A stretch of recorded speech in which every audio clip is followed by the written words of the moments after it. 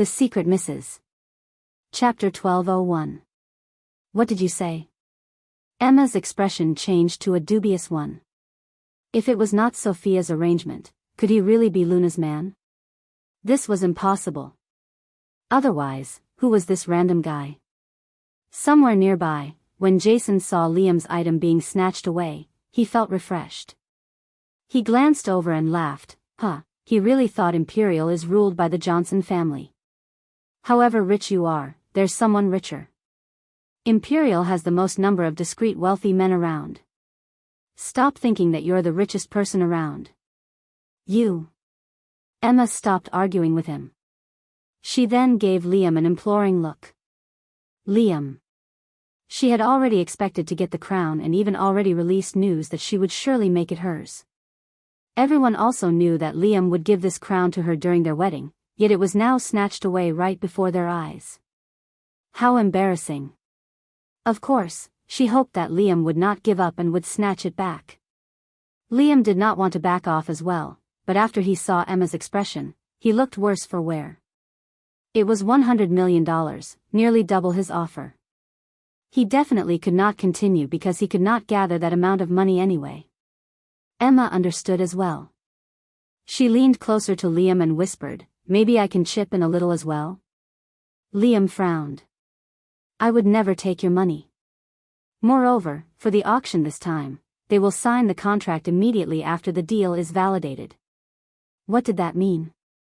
It simply meant that paying $100 million was a simple task for the person, and fighting with him would just make Liam look worse. Emma clenched her fists hard until her fingernails broke through her skin. Damn it. Who was that? What was his purpose? He had just ruined her plans. Today was her first step towards building momentum for Liam and her wedding, and this had to happen.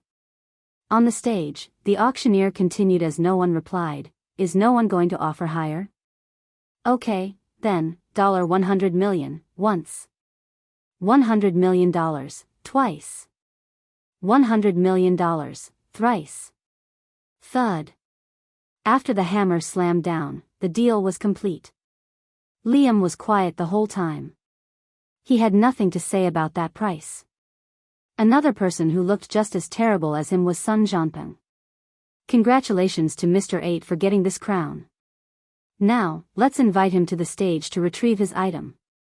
The auctioneer invited excitedly. Everyone looked at the red carpet. Who exactly was this number 8? A person with such an absurdly wealthy background, yet he had raised the price dollar by dollar earlier. His suspicious behavior was so unpredictable that it really made people curious. In the corner, Bonnie shook Luna's shoulder repeatedly out of excitement. Oh my God. $100 million. $100 million. This was amazingly shocking. I don't know who this is, but it's refreshing. I'm happy as long as Emma doesn't get it. I've mistaken the man just now. But still, he's really weird. Why did he raise dollar by dollar to buy your cheap bracelet? Chapter 1202. Maybe he just really liked the bracelet? Hee hee. Sis Luna, it was I who picked out the jade bracelet for you. I never knew my taste was this good, ha ha ha. Bonnie kept on talking and talking while Luna remained silent as she felt uneasy. The way this number 8 acted seemed eerily familiar. Moreover, she thought that she saw a familiar silhouette earlier. As everyone focused on the stage, a big and buff man who resembled a bodyguard went up to the stage. He mumbled quietly to the host, then swiftly signed the contract, paid for it, and left. $100 million. $100 million, and he had signed it off just like that. There was something unusual. When the guy left, he did not take the crown with him. What's happening? Doesn't he want the crown? The crowd was disconcerted. The auctioneer carefully took the crown in his hands and looked at the audience, his eyes bright as he said with utmost excitement, "Everyone, I've just received a request from our guest, Mr. 8. The crown he bought at such a high price is a gift to someone among us today. Mr. 8 is a true fan of this lady." What? A gift? Wow. A live gift presentation. What a beast. He spent $100 million to buy a gift for a girl. A true fan? Seems like a female celebrity. That's some fan right there. Whose fan is it? He's powerful. I'm betting $100 that it must be Emma's fan. Her fans are usually very powerful. Bonnie tried to peer as she mumbled to herself, "Please don't be Emma's fan. Please. No. Please. If he's Emma's fan, I'll kill myself right now." Luna was speechless. At this moment, a buzz flooded the room. A few other famous celebrities and actresses including Emma were the topic of discussion. For suspense, the auctioneer waited until the time was right, then he announced, "The crown, Queen, is gifted to Luna. Ms. Luna, just now Mr. 8 also bought your jade bracelet. He's truly a big fan of yours." The auctioneer was trying to heat up the atmosphere, but the crowd gave no response as their jaws went slack. What? Was the auctioneer kidding? Are you sure he is a real fan and not a hater? Bonnie's eyes almost popped out. At the same time, Luna's phone beeped as she received a new message. "My dear, do you like the present?" Sender, Carrot Johan. When she saw the nickname, Carrot Johan, that she had changed herself appear on her screen, Luna pinched the juncture between her eyebrows and her veins popped out on her head. Her expression was changing rapidly as well, like she was going through a manic episode. Not at all. She knew it, this familiar, crazy behavior. As expected, it was that guy. Chapter 1203. Oh. Oh my God. Luna sis. Luna sis, did you hear that? That $100 million crown is actually for you. It's a gift for you. Number 8 is actually your fan. I almost thought it was your hater. Based on the way Bonnie was, even if she did not die from hitting her head on a pole in her frenzied state, she was still about to die from excitement. However, when she watched everyone else's reactions, Bonnie was actually considered quite calm. "Please, we would like to welcome Miss Brown to come on stage." When they heard the host's words, the entire crowd exploded. It's actually Luna. How did this happen? Shouldn't the Miss Brown he's referring to be Emma? Is there some kind of confusion? Please Luna, Miss Brown. The host had probably picked up on the discussion in the crowd and had especially emphasized Luna's name again. Finally, no one was questioning it. The base price of this crown was $30 million, but now at the transacted price of $100 million, it means that this auctioned item has raised $70 million in charity funds for us. Miss Brown, you are undoubtedly the guest who has raised the most for us at this auction, and we really thank you for your contribution to charity. We sincerely wish you all the best in your acting career. On the stage, the host was cordially praising Luna, while Emma looked beyond miserable and was completely uninterested in the host's words. She was, instead, drowned by hatred and jealousy. She would never have thought that the person to steal this crown away from her would be Luna. Emma was so bitter that she was shaking, and when she looked at Liam beside her, her expression was one of incredible sadness and misery. "Liam, why? Why does sis have to treat me like this? She knows that I like this crown. She knows what this crown means to me. Why must she steal everything that belongs to me?" Liam did not expect that it would turn out like this either, and he pinched between his brows in exhaustion. "Emma, Luna didn't mean to. Didn't mean to. Would there be so many unintentional coincidences?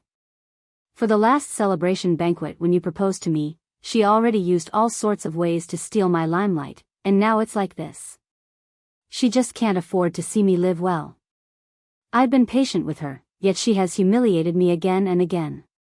Liam, I really can't stand it anymore. Emma, even if Luna is capable, there's no way she could pull this off. It's probably just a fan that truly likes her. Don't be sad. Later on, I'll prepare something even better for you. Liam, why do you keep making excuses for her? Are you also going to be stolen away by her?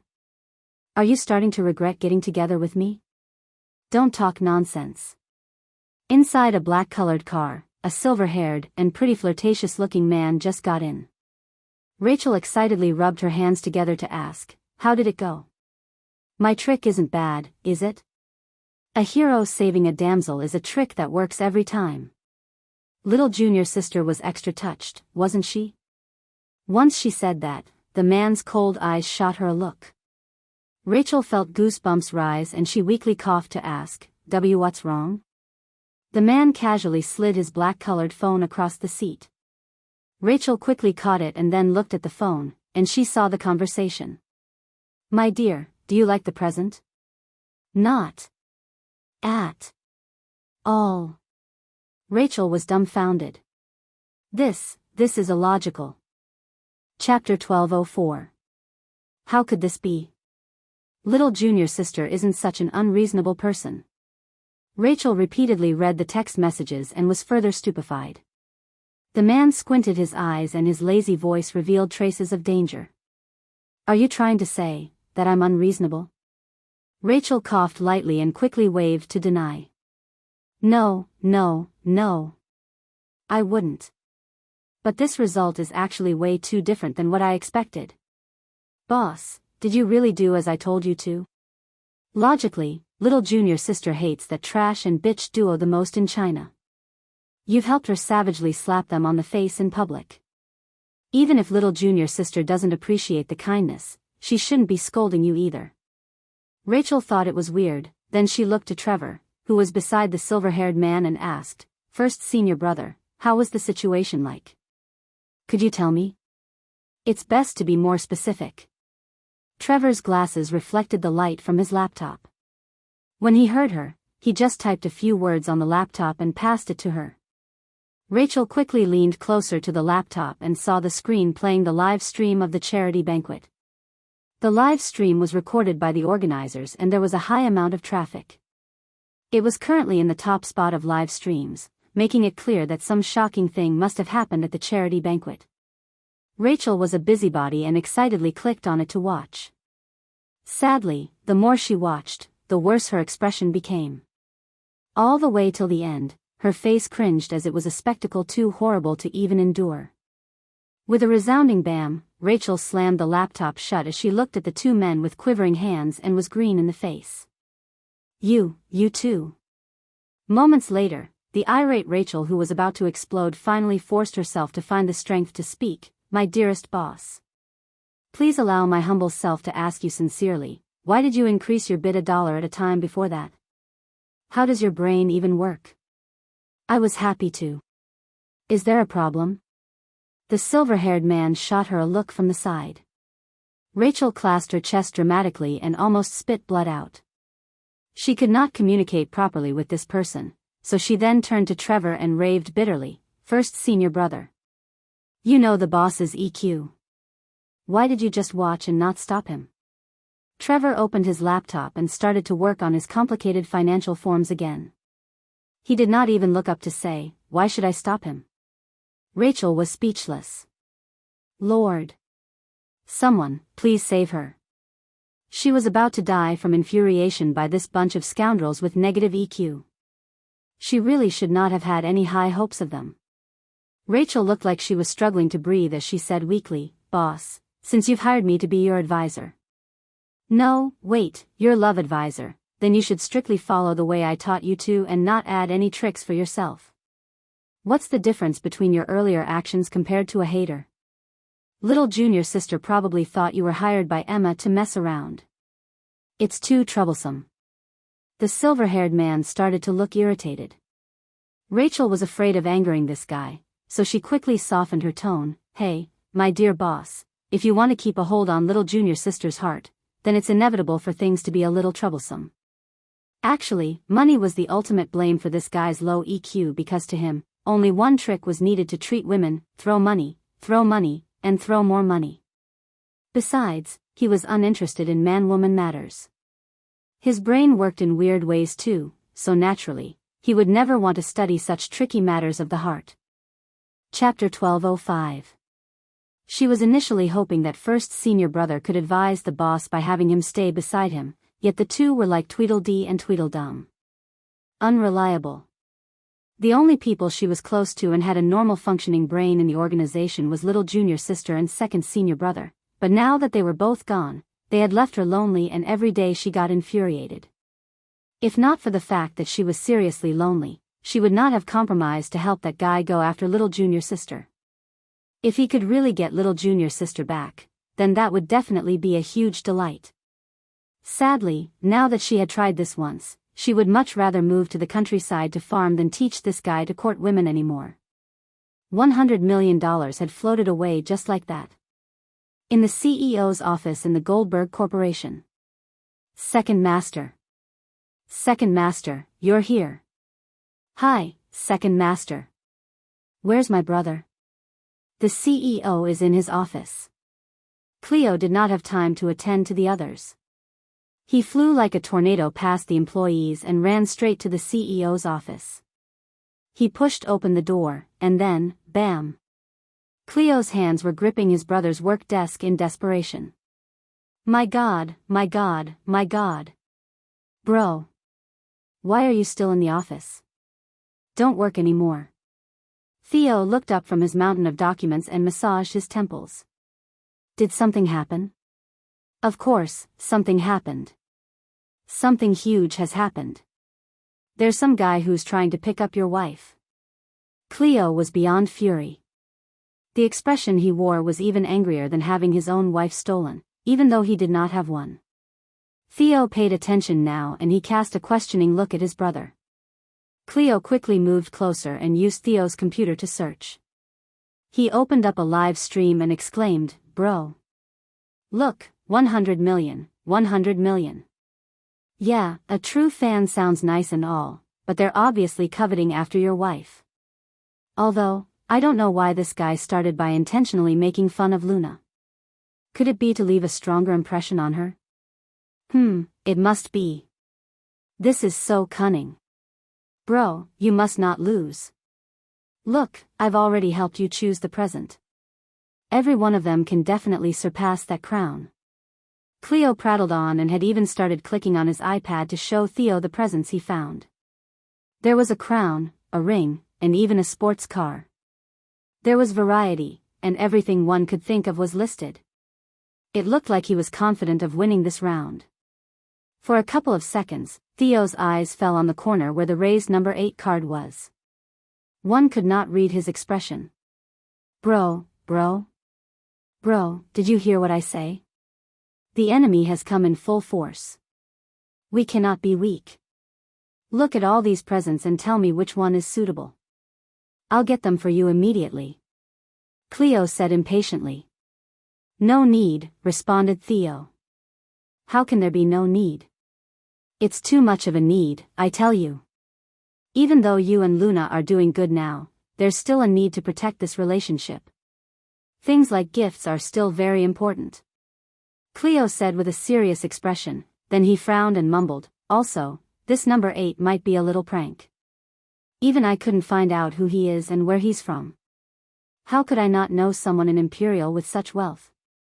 But I can confirm that he's a crazy admirer of Luna, otherwise, he wouldn't have spent like that. The thing is, I'm not sure what his relationship is to Luna. Maybe it's someone she knows. Theo leaned back in his chair and said with a cool expression and calm tone, he's just an ex-boyfriend. Cleo was speechless. Chapter 1206. What?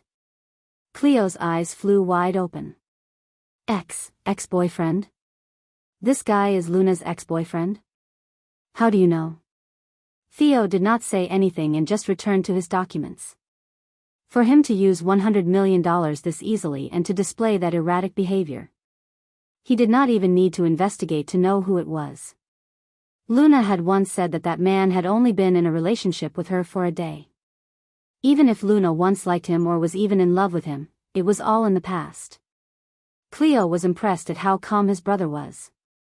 Right, both number 8 and Su Yen are just her exes. No matter what they do, you're still the current one. He. After he looked through the last document, Theo picked up his coat and was about to leave. Bro, where are you going? Cleo asked. To prepare a gift. Huh? You're going to give Luna a gift? What are you giving? You don't need me to pick for you? Cleo was a little disappointed, but at the same time he was also curious. Could his brother have something better for Luna? On the other hand, after the dinner ended, Luna let Bonnie go home first, then she sent Annie a text message and asked her out for a meeting. Although $70 million for the crown went to charity, $30 million was not a measly amount either. It was a gift from someone, so it would be inappropriate for her to donate it right away on stage, hence she had taken it with her. Now, she could only ask Annie to return it back. She knew this money was worth near to nothing to a certain someone. She also knew he would never take back something he gave, but she had her own principles. She already had the devil, so of course, she would not take anything given by another man. Although that person was not considered a man or even a human by her. Before she met Annie, she purposely went back and took the huge diamond with her as well as the gift for Annie she had prepared beforehand. Inside a guest room within a restaurant. Luna. Annie was really thrilled to see Luna. This is for you. Luna gave her a pink plastic bag. Annie saw the cute cartoon-shaped biscuits inside the bag and her eyes brightened. Wow. How cute. Are these for me? Where did you get them? I made them myself. I hope you'll like it. What? Luna, you made them yourself? I really like them. Thank you so much. Annie hugged them protectively. She did not expect Luna to be able to make something this cute, so she was pleasantly surprised. I should be thanking you. Your prescription for my grandfather the last time was really effective, Luna said. It's nothing, really. Luna, you came looking for me. Is there something else you wanted to see me about? Annie asked. Luna glanced at her. Do you know what happened today? Annie was hesitant to speak up but did anyway. Actually, I'm not too sure myself. I just know that Boss, Trevor, and Rachel went out together. They seemed like they were going to look for you. Did you guys meet? Luna's mouth twitched. Even first senior brother and third senior sister had been there. What were they trying to do? Luna scowled. Actually, I have a favor to ask of you. There are 2 things I'd like to return to Satan. Knowing him, he probably wouldn't want it, so just put them back in his room quietly for me. I wanted to go in person, but well, I really don't feel like going to where you guys are staying at again. Chapter 1207. As Annie stared at what Luna just passed to her, she seemed like she had a lot to say, but she probably felt it was futile to say anything else, so she just replied shortly, all right. Luna bro, I'll return this for you. Thanks. Inside a creepy villa in the outskirts, as promised, Annie went back and quietly opened a door to a certain room. The boss should still be out now. The house was quiet and there was no light. She carefully walked towards the cupboard and wanted to put the item inside. The moment she opened the cupboard, the candle on the wall lit up, and there was a voice beside her ear, my little bait, what are you looking for? Arg. Annie looked back in shock and saw the man lying on the bed, her face turning pale right away. Nope, nothing. I'm not looking for anything. I just... Your hand. The man used an extremely cold voice. Annie could not do anything else, so to prove her innocence, she took out the diamond and the crown from the bag. The man understood instantly the moment he saw those items, and the atmosphere turned chilly all of a sudden. The other one. Annie then put the things in her right hand onto the bed as well, the cute cookies clearly seen through the transparent plastic bag. Leave what's in your right hand, throw what's in your left. He meant for her to leave the biscuits there, and throw the others away? But, the biscuits are for me. Annie looked reluctantly at her boss. The man glared at her coldly, then Annie quickly left her biscuits and ran away. How could he do this? Luna bro made those cookies for me. At Peachwood, after Luna asked Annie to return the items, she felt relieved. It had been a long day and she was hammered. She changed into her slippers after she entered the house, leaving her bag aside. She started undressing as she walked into her room. She took off her coat, then her stockings. She proceeded to take off her bra and jump onto her soft bed. But when she jumped on it, she was dumbfounded. It did not feel quite right. It was hard and warm. What was this? It feels like muscles, full of power. Did the blanket just gain some kind of human characteristic? Luna quickly rolled off the bed and clumsily turned on the light. Suddenly, the room was bright as day. She then saw the devil lying on the bed, wearing a pair of silver-framed glasses. He was reading a book with his pajamas on and his hair was still a little wet. He had probably just come out of the shower. However, his pajamas were all messy now because of her, his chest bare. This was the direct opposite of his usual cold look. How seductive. Luna put her hand on her chest and tried to calm her thumping heart down. Theo, why are you here? He made space for her and patted the bed. Come over. Luna gulped as she quickly went over and looked at her man. Baby, what's happening? Why are you suddenly here? Warming the bed and sleeping with her? He raised his eyebrows. You don't like it? Chapter 12:08. Luna shook her head vigorously. Of course, I do. How could she not like it? It was just that her heart might not be able to take it. He seemed satisfied with her reply. He kissed the girl's forehead gently, then her lips. His gentle kisses seemed like a tiny dip in the water, but it was packed with the torrent of a strong wave. Luna put her hand on her sensitive collarbone while she realized that the man's emotions were inconsistent with how he usually behaved. Could the devil have known about what had happened today? She just told him that she was attending a charity dinner.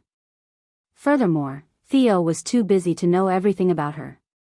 Still, there was the busybody Cleo beside him, so the possibility of him knowing was very likely. Who do you like more? The man asked. Luna's heart skipped a beat. Of course, he would know. Cleo, you busybody. Damn it. She would get her payback later. What was important now was to comfort the wife. Luna turned around and straddled him. What do you mean more? There's no more to it. There's only you, I only like you. The man's dangerous stare turned into a passionate gaze as his hands placed themselves firmly around her hips. That busybody, what did he tell you again?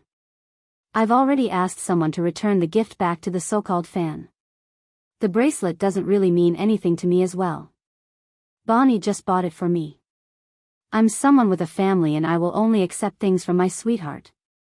Luna suddenly realized why he was there and laughed. So, you're here to give me a present today?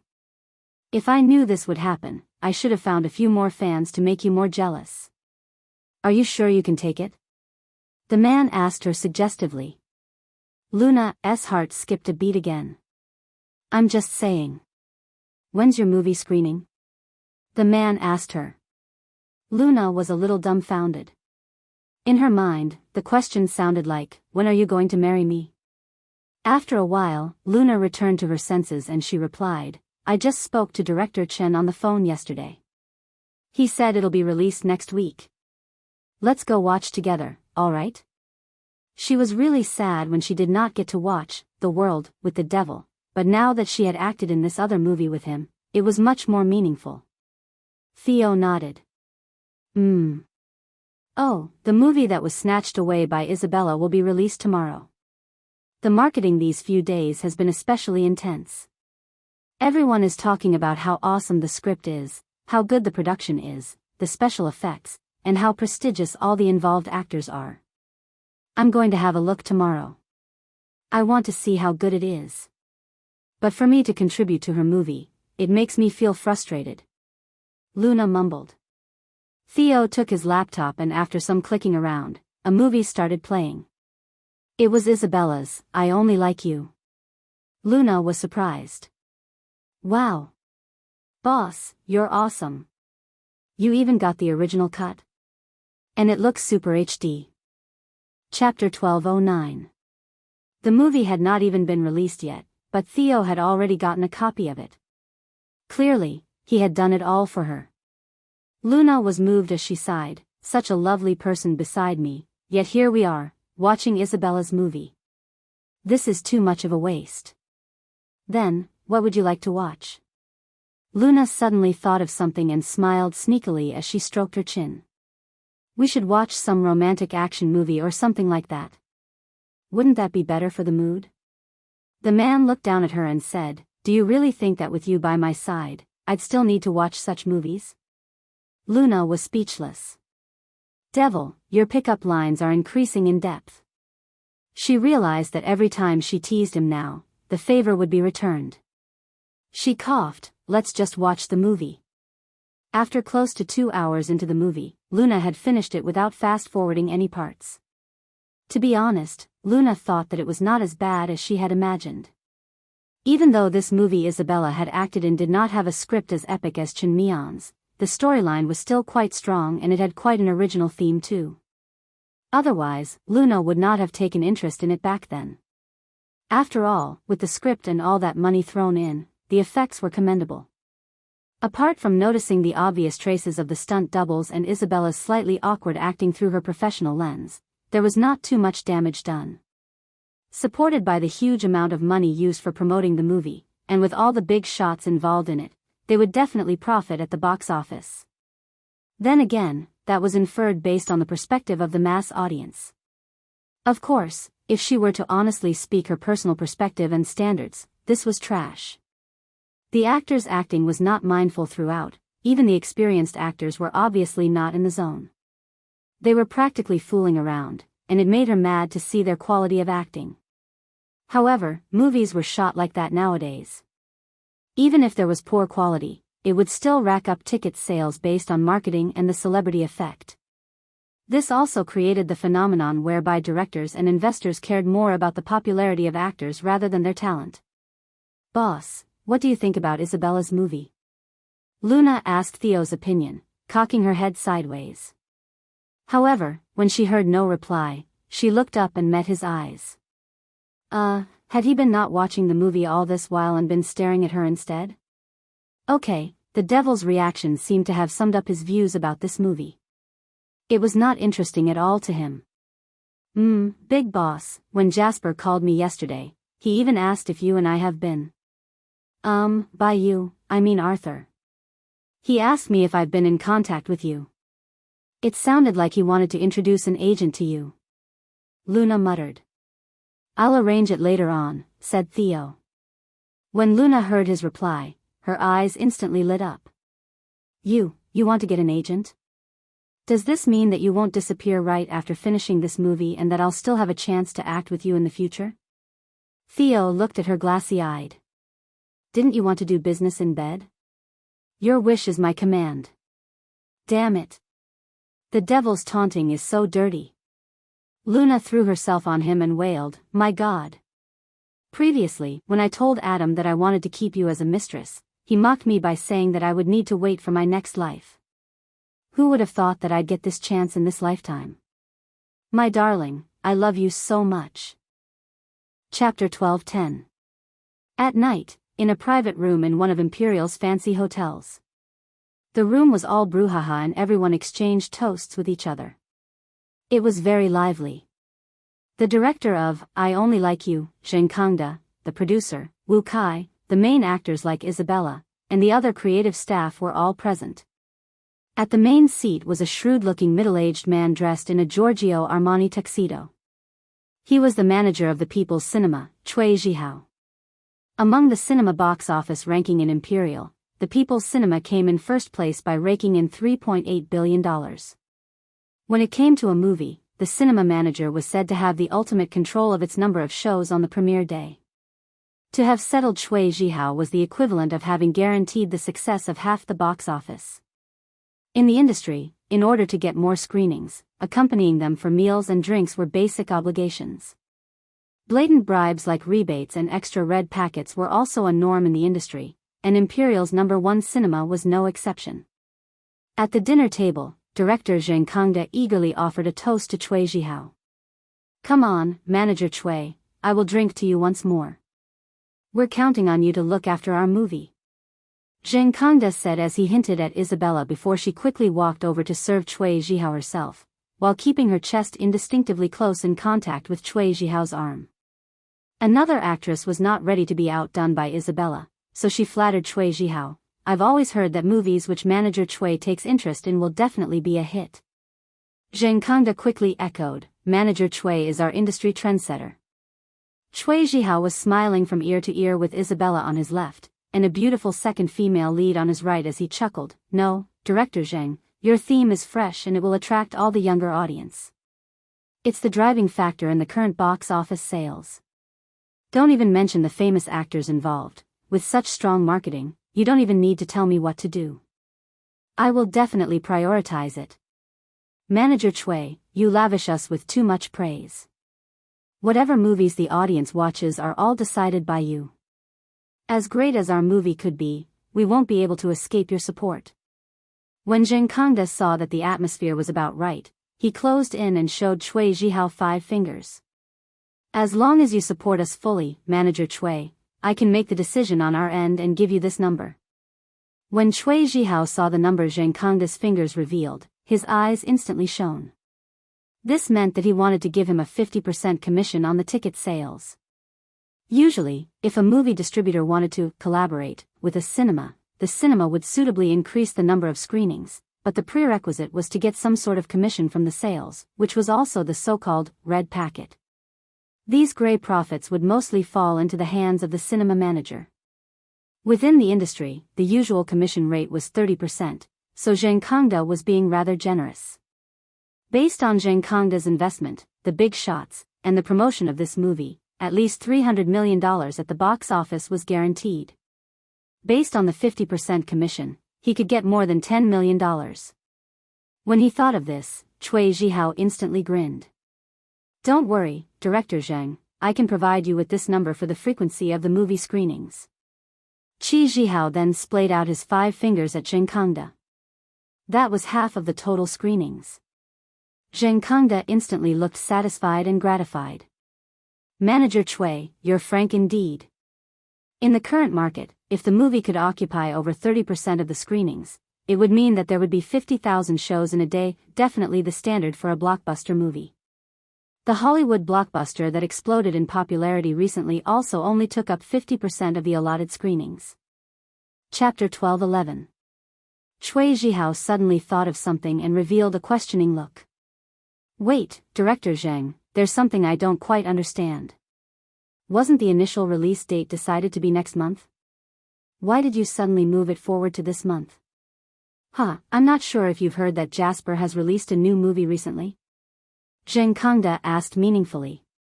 Cui Jihao recalled for a moment before replying, Director Jasper, Obviously, I know about it. I was shocked earlier because I haven't heard anything for a while. Then he suddenly came out with a new movie and I especially noticed that he had used an entire cast of newbies. Zheng Kangde chuckled, Director Jasper's movie coincides with ours. The theme is also youth comedy and it's also about a woman in man's clothing. Director Jasper's fame really intimidates me. The audience always had the impression of the first mover being the stronger, so with 2 movies with the same theme, they would be more inclined towards watching the first movie. Even though Zheng Kangde put it that way, he was actually saying it with a tone of mockery and nonchalance. Cui Jihao instantly understood Zheng Kangde's intentions. All these years, he had been overpowered by Jasper, but now it looked like he was ready to overthrow him with this great opportunity. Despite the concept of the first mover advantage, he could space out more time in between so that he could release his movie before Jasper because similar themes would cause a contest for the audience. However, Zheng Kangde had intentionally planned for it to be released only 2 days before Jasper's movie. Now, they were releasing it at almost the same time, so clearly, he was ready to steal Jasper's entire target market and crush him. Jasper's movie had neither big shots nor huge supporters behind it, so how could it fight with Zheng Kangde's? This would practically result in a stalemate. Cui Jihao shook his head and said, Jasper is indeed great, but his performance at the box office for the past few years has been going downhill and that's the truth. It's almost impossible for him to return to his glory days. Now, he's even independently produced this movie with such a small capital. Did he really think that he's still the Chen Mian from 10 years ago? Is the movie market still the same one from 10 years ago? Director Chen is really confused silly this time. All the fame he's accumulated for all these years will be ruined by this movie. I wonder how you're preparing to arrange Director Chen's screening frequency. Zheng Kongda served Cui Zhihao another drink and pretended to ask casually. Cui Zhihao gave him a knowing look. Naturally, I'll make arrangements as it should be. Our cinema is not a charity organization. Everyone's here to make money for a movie that obviously won't hold up in the box office. At most, it'll only get 10% of screen time even if it had Jasper's reputation on it. When they finished discussions, the two continued to drink and chit-chat. At last both sides had left satisfied. Isabella said excitedly, "Director Zheng, you're amazing. With such a high screening frequency, our box office would definitely be great." When the trailer had been released, because of the actor's popularity, there were many praises and anticipating fans, but there were also many who criticized it for being stupid and melodramatic. She was initially a little worried. Of course. Don't overestimate the audience's taste nowadays. The age of cinemagoers is getting younger, so they won't know what's great or not. They just watch movies for the hype and they'll watch whatever is available to them. Zheng Kongda said with a confident expression. Isabella nodded trustfully at Director Zheng's words. Of course, what made her feel most satisfied was that Jasper's wonder years were up. Chapter 12:12. That damn Jasper. He had even criticized her publicly on Weibo when he was defending Luna. Furthermore, he had picked Luna as the main character to piss her off and made a movie with a very similar theme, obviously to snub her. Now, she would like to see who would be the last one standing in the industry. The moment she imagined Jasper and Luna's downfall, she felt extremely satisfied. They would be killing two birds with one stone. Right, Director Zheng, Producer Wu, should we count Oriental cinema in? The secondary female lead asked. They had already dealt with most of the top cinemas, so only Oriental cinema was left. When Oriental cinema was mentioned, Zhang Kongda sneered, that witch from Oriental cinema isn't cooperative at all. We don't have to deal with her. The ones we've contacted are already enough. Just wait until our movie is popular enough, she'll surely beg us for it. Based on what you're saying, is there something wrong with the manager from Oriental cinema?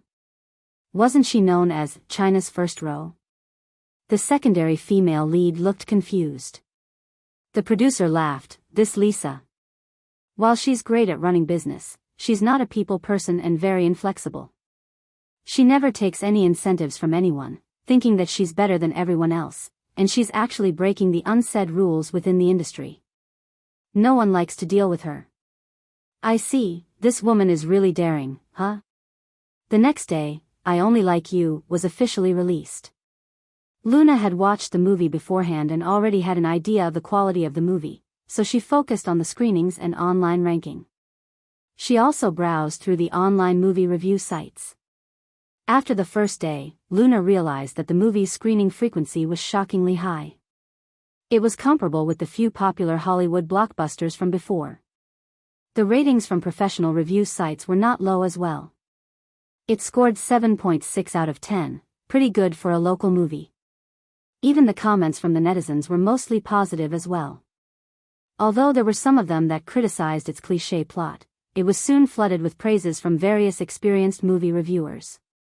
With such elementary acting and shooting quality, the marketing team had done a considerable amount of effort for it to achieve such results. Most of the budget was not spent in the movie itself, but on marketing and business relationships instead. On the third day, the results for the first day of I Only Like You was released. It had reached $110 million at the box office. Over $100 million. Early afternoon, in Jasper's office, Luna, Diego, Derek, Aria, and the other core members of the team were present. On Jasper's table was the ranking list of the box office. I Only Like You ranked third. Now, everyone knew that the dates of The Dream Chaser clashed with the airing of I Only Like You, and the latter had done extremely well. The atmosphere in the room hung heavy. Aria was frustrated. Zheng Kongda did this on purpose. Director, you already checked their release date beforehand and avoided them, but now they changed the date secretly, even scheduling it to air before us. On purpose, of course, it had been done on purpose. If anyone lent it a little thought, they would know it had been done on purpose. They had no other choice now. They could only clash with it face on since the release date was decided and they could not change it now. Chapter 12-13. They were all newbies. Although Luna had acted in The World before, she had only acted in one previous movie. Plus, her fanbase was rather small and it had been such a long time since her last movie. With such a drastic shift in genre as well, it would not really impact the box office. Just continue with the planned marketing. I'll work on the cinema's side, said Jasper calmly. Since he decided to take on this path, he had anticipated this day. Everyone looked at each other as they knew the situation was not positive. Zheng Kongda's movie was doing abnormally well, almost taking away a huge chunk of the market. One would need a miracle to have a breakthrough. Although it was not mentioned explicitly, everyone sort of gave up. Deep down, they all understood that their movie was way better than Zheng Kongda's, but the current movie industry seemed not to care much about the quality. No one understood this more than director Jasper did. It was because of this that Luna was really impressed with Jasper's comeback this time. Back in the day, every cinema would fight over Jasper's movies. Even when he had not been doing very well in the past few years, the allocation slots for his movies never fell below 30%. Nevertheless, this time, without any famous actors or strong investors, he only got about 10% allocation in most cinemas, some even 5%, and most of them were scheduled in the morning before noon or after 10 p.m., basically at rather odd timings. Moreover, these were the results that Jasper had to fight for. Finally, the premiere of Dream Chaser arrived. Luna checked the timing at most big cinemas and was disappointed to see that all the screenings were scheduled in the morning and at night. In the end, Luna bought tickets for a 10 p.m. movie. It was already very late, so there were only a few people left in the cinema. And among these few people, most of them chose to watch I Only Like You, since both movies were of a similar genre, so of course, they would go with the more popular one. A couple was discussing in front of the poster of I Only Like You. Baby, let's watch this. There are a lot of famous actors in it and I heard it's pretty funny as well. The man suggested. The girl mumbled sourly, no, I don't like Isabella. She's too superficial. And her in a male outfit looks so ugly. Really? I think it's alright. I just don't want to watch a stupid movie. Watch it by yourself if you insist. Then, what do you want to watch? Doesn't seem like there's anything else good to watch at this time. Let me see. Dream Chaser? The main cast is Luna, Diego. I've never heard of them before. But... wow. The male lead in the poster looks so handsome. Totally my type. That gaze, that aura. Let's watch this. In the poster of Dream Chaser was a man and a woman. However, the man was actually Luna instead of the male lead. One of the figures was Luna in a male outfit, while the other one was her in a female outfit. Those who did not know the context would really mistake the two figures as the male and the female lead. The man was a little speechless. But this seems like a stupid movie as well. Stop with the complaints. If they are both stupid movies, at least a handsome lead is more pleasant to the eyes. Chapter 12-14. In the end, the couple bought tickets for Dream Chaser. As Luna witnessed the whole process, she thought it was hilarious. I didn't expect my face to attract a spectator like this. Theo caressed the girl's hair and assured, it'll get popular. Luna giggled, how are you more confident than I am? Boss, are you thinking of doing anything behind the scenes? There's no need to. Theo looked calm. While money can manipulate the market, it can never change the market rules. Over-manipulating the market will cause a backlash. Luna seemed hesitant but then nodded continuously. She did not understand at all. Still, she was impressed. Luna clung to the man's arms and smiled, I don't know about the market. I only know that no matter how much manipulation is done, the spectators can see for themselves and they will decide the movie's fate. Theo gazed at the girl gently. Exactly, you're bright. Hee hee, it's all thanks to you, boss. After a short chat with Theo, Luna's mood improved by a drastic amount. They went to buy popcorn and drinks before entering the cinema hall happily, enjoying their hard-earned date. Before they went in, Luna peeked into the cinema hall that was playing I Only Like You, and noticed that about half the seats were occupied. It was pretty good considering it was a late-night screening. It was the third day of I Only Like You airing, and the internet was already flooded with topics revolving around this movie.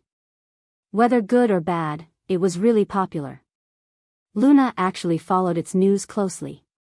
Unlike the tsunami-like amount of positive comments, the rating of the movie kept on plummeting in the following 2 days, which was quite common among low-quality productions. Usually, the numbers would look good on the first day because of the production company's marketing, but after the audience watched and formed their own ratings, the movie would face its true trial. Something like that could not be faked.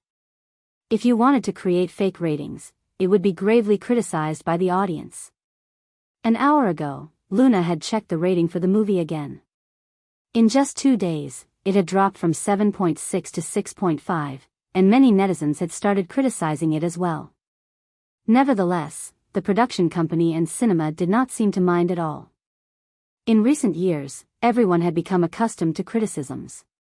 Although the audience would complain, they would still keep watching since most commercial films were of this level and there was nothing really better anyway. Being criticized was not the worst thing that could happen. The worst thing would be no one caring enough to criticize. After all, critiques would still need to pay money to watch the movie.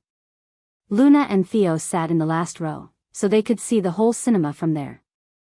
Before the movie started, there were only 7 people. Aside from her and Theo, there was the couple from before, a pair of schoolgirls, and the other member of the audience was a lady in a champagne-colored dress. She looked about 30 years old and she had come alone. She sat right in front of Luna and Theo. Chapter 12:15. Luna could still understand why the couple and those 2 schoolgirls had picked this film, but she could not help but feel curious about the shrewdly dressed female in the row before them. Such a person did not look like the type to watch youth comedy, though no one made the rule that they could not watch it either. Actually, with the current stress level society faced, more and more people increasingly preferred to watch light-hearted movies. The target market for their movie could actually be considered very broad. It was not limited to youth at all. Luna observed the 2 other pairs of audience. The lovebirds sat in the right corner. The man did not look too interested in the movie. He was clearly just there to accompany his girlfriend, while the girl munched on her popcorn and looked absent-mindedly at the big screen. It seemed like she was not expecting much. As for the 2 students sitting in the middle, they had brought a bunch of things to eat and drink. They were already eating non-stop before the movie began, looking more like they were here for a picnic than to watch a movie. When the movie was about to start, 2 more people walked in. It was a man and a woman. The man was tall and wore shades and a mask. He was making his way towards the last row, while Luna actually recognized the woman beside him. It was Diego's manager, Lena.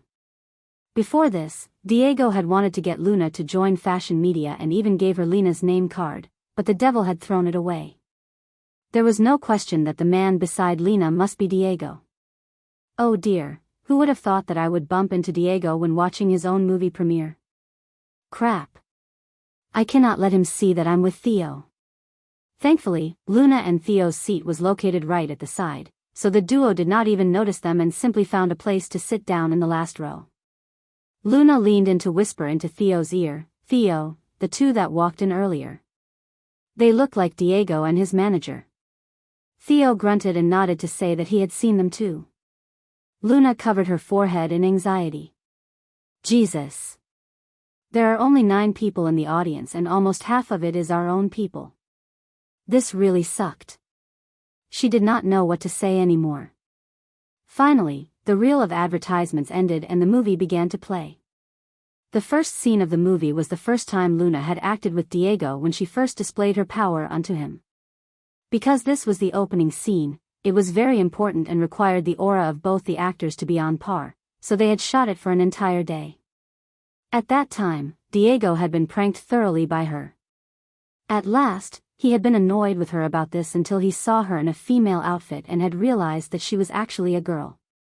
At this moment when she recalled the shoot, even though there had been some strife, it was quite nostalgic to think about it. All those scenes felt like it had just been yesterday. In a blink of an eye, this movie was already out in theaters.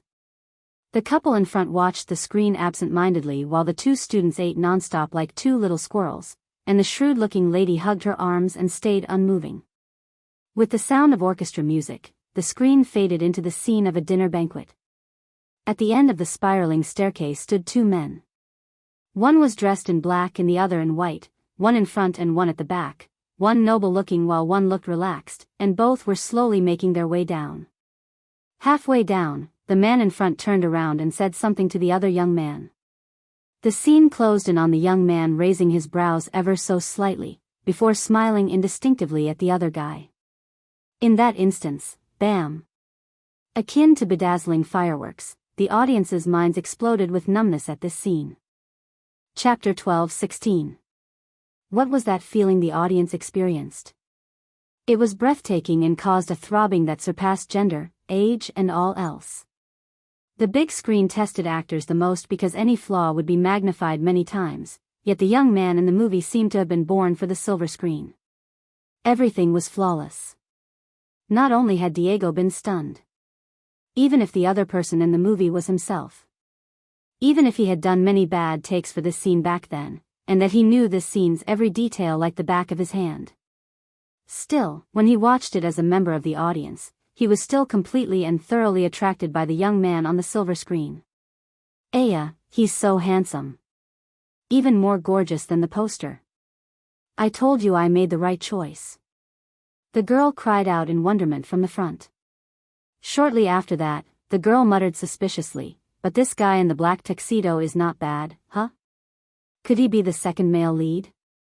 Diego snapped out of his stunned demeanor and thought to himself, I am the male lead. The girl's boyfriend looked more attentive now too. Even as a man that blew me away. That gaze was just. The two schoolgirls in the middle of the cinema were even more excited than the girl. Ah. So handsome. Who would have thought that the entertainment industry had such a handsome rookie? I seem to smell some bromance. Me too. Oh, I'm so emotional. As it turns out, there were also fujoshis. Even though there was not a large audience in this hall, everyone was quite diverse. Next up, the 5 people in the audience had obviously focused their full attention on the movie. As the movie progressed and they found out that the one in the white tuxedo was actually a woman in a male outfit, the cinema was a flurry of emotional shrieks again. Ah. That's the female lead. That's actually the female lead, oh my god. How could there be such a handsome woman? Oh my god. Not even giving us men a way out. Where's my sketchbook? Where is it? Crap. I'm getting overflowing inspiration. I feel like I can conquer 100 chapters of this movie's gay comics tonight. The girl excitedly took out her sketchbook and pencil from her bag. It appeared that she was an artist. In the next hour or so, since there were only a few people in the cinema, apart from the shrewd woman in front of Luna who remained rather quiet, the couple and the 2 schoolgirls had never stopped shrieking from the start of the movie until the end. The 4 of them had even periodically turned around to apologize for their overenthusiasm, clearly embarrassed though they completely lost control at the end. The 2 students especially had to hug each other and shriek practically every 3 minutes. It was worth mentioning that there were 2 more people who came in halfway. It looked like they were late, so they looked regretful and muttered to themselves to watch the movie again tomorrow. After the movie ended, that night, the female artist updated like mad on her QQ space, friends circles, Weibo, and Twitter about watching Dream Chaser. She had even attached her own bromance fan art. Tonight, I learned of a new and very interesting movie. The name is called Dream Chaser. You guys must go watch it. A must watch. A must watch. Important things need to be repeated 3 times. You'll definitely come back to thank me after watching it. The girl was rather popular within her circle since she always drew bromance fan art of some popular movies or novels, so she had a huge group of loyal fans. Chapter 12:17. When they saw the artist they liked recommending a movie late at night, all her fans were curious. Whoa! She actually recommended a movie. And it's a local production too. Didn't she say she wouldn't watch another local production anymore the last time? Oh my god. I went to search the Dream Chaser trailer and the female lead is handsome AF. The plot is quite interesting too. I must go check it out tomorrow. Me too, me too, me too. Coincidentally, there isn't anything I want to watch recently. If she recommended it, then it must be great. The female artist's boyfriend statuses were usually all lovey-dovey. Tonight, he had surprisingly posted something related to the movie. Tonight, I watched a movie called Dream Chaser. The female lead is super cool. Although it's just makeup, she could interchangeably be both a goddess and Prince Charming. Actually, when girls become handsome, there's really not much use for men anymore. Especially after watching I Only Like You, I strongly recommend everyone to watch Dream Chaser. You'll know for yourself that it cannot be compared, and that it reigns supreme spreads hands. This status update included 2 photos, both of which were taken from the movie. One was the female lead in a woman's attire and the other was her in a man's outfit. As for the 2 schoolgirls, they lived just near the cinema and had already decided to watch it again for the 2nd and 3rd time on another day. Of course, they had also highly recommended the movie in their respective online communities too. Similar situations also happened to many members of the audience who had randomly chosen to watch this movie. Even though there were very few who came to watch on the first day, almost everyone who did had started to promote it by word of mouth after watching it. Just like a tiny spark with a huge effect, the greatness that was Dream Chaser had quietly spread to every corner of Imperial. After the movie finished, the woman in the champagne dress left the hall expressionlessly. She walked away quickly as she made a phone call. Hello, Assistant Manager Zhang. Manager Lisa. It's rather late, is there anything you need me for? On the other end of the phone, a man's respectful voice was heard. What's the current screening frequency for Dream Chaser? The woman asked straightforwardly. Dream Chaser? On the other end, the person could not instantly recall which movie she was referring to. Jasper's new movie, the woman reminded. Ah. Director Jasper's new movie? The other person finally recalled. Hold on, let me check. Oh, found it. It's about 5%. The woman frowned. So low? The man quickly explained, Director Lisa, you probably don't know. Even though this movie was directed by Jasper, it's only a small production with a few $1 million in investments this time. It used an entire cast of new faces. The only person with past experience in movies is the female protagonist who's also acting as a lead for first time. Without any big shots, the likelihood of being the talk of the town or a huge multinational, it definitely can't hold up at the box office. This 5% was only done for Jasper's sake. Have you watched this movie? She demanded. The person was taken aback by her abruptness. Well, I didn't, but I've definitely taken into account all aspects. As a professional, when they arranged the screenings, they would have a basic estimation before the release and prior to deciding on the number of screenings. However, everyone cared about the public's interest nowadays. Almost nobody would truly watch a movie for its content anymore.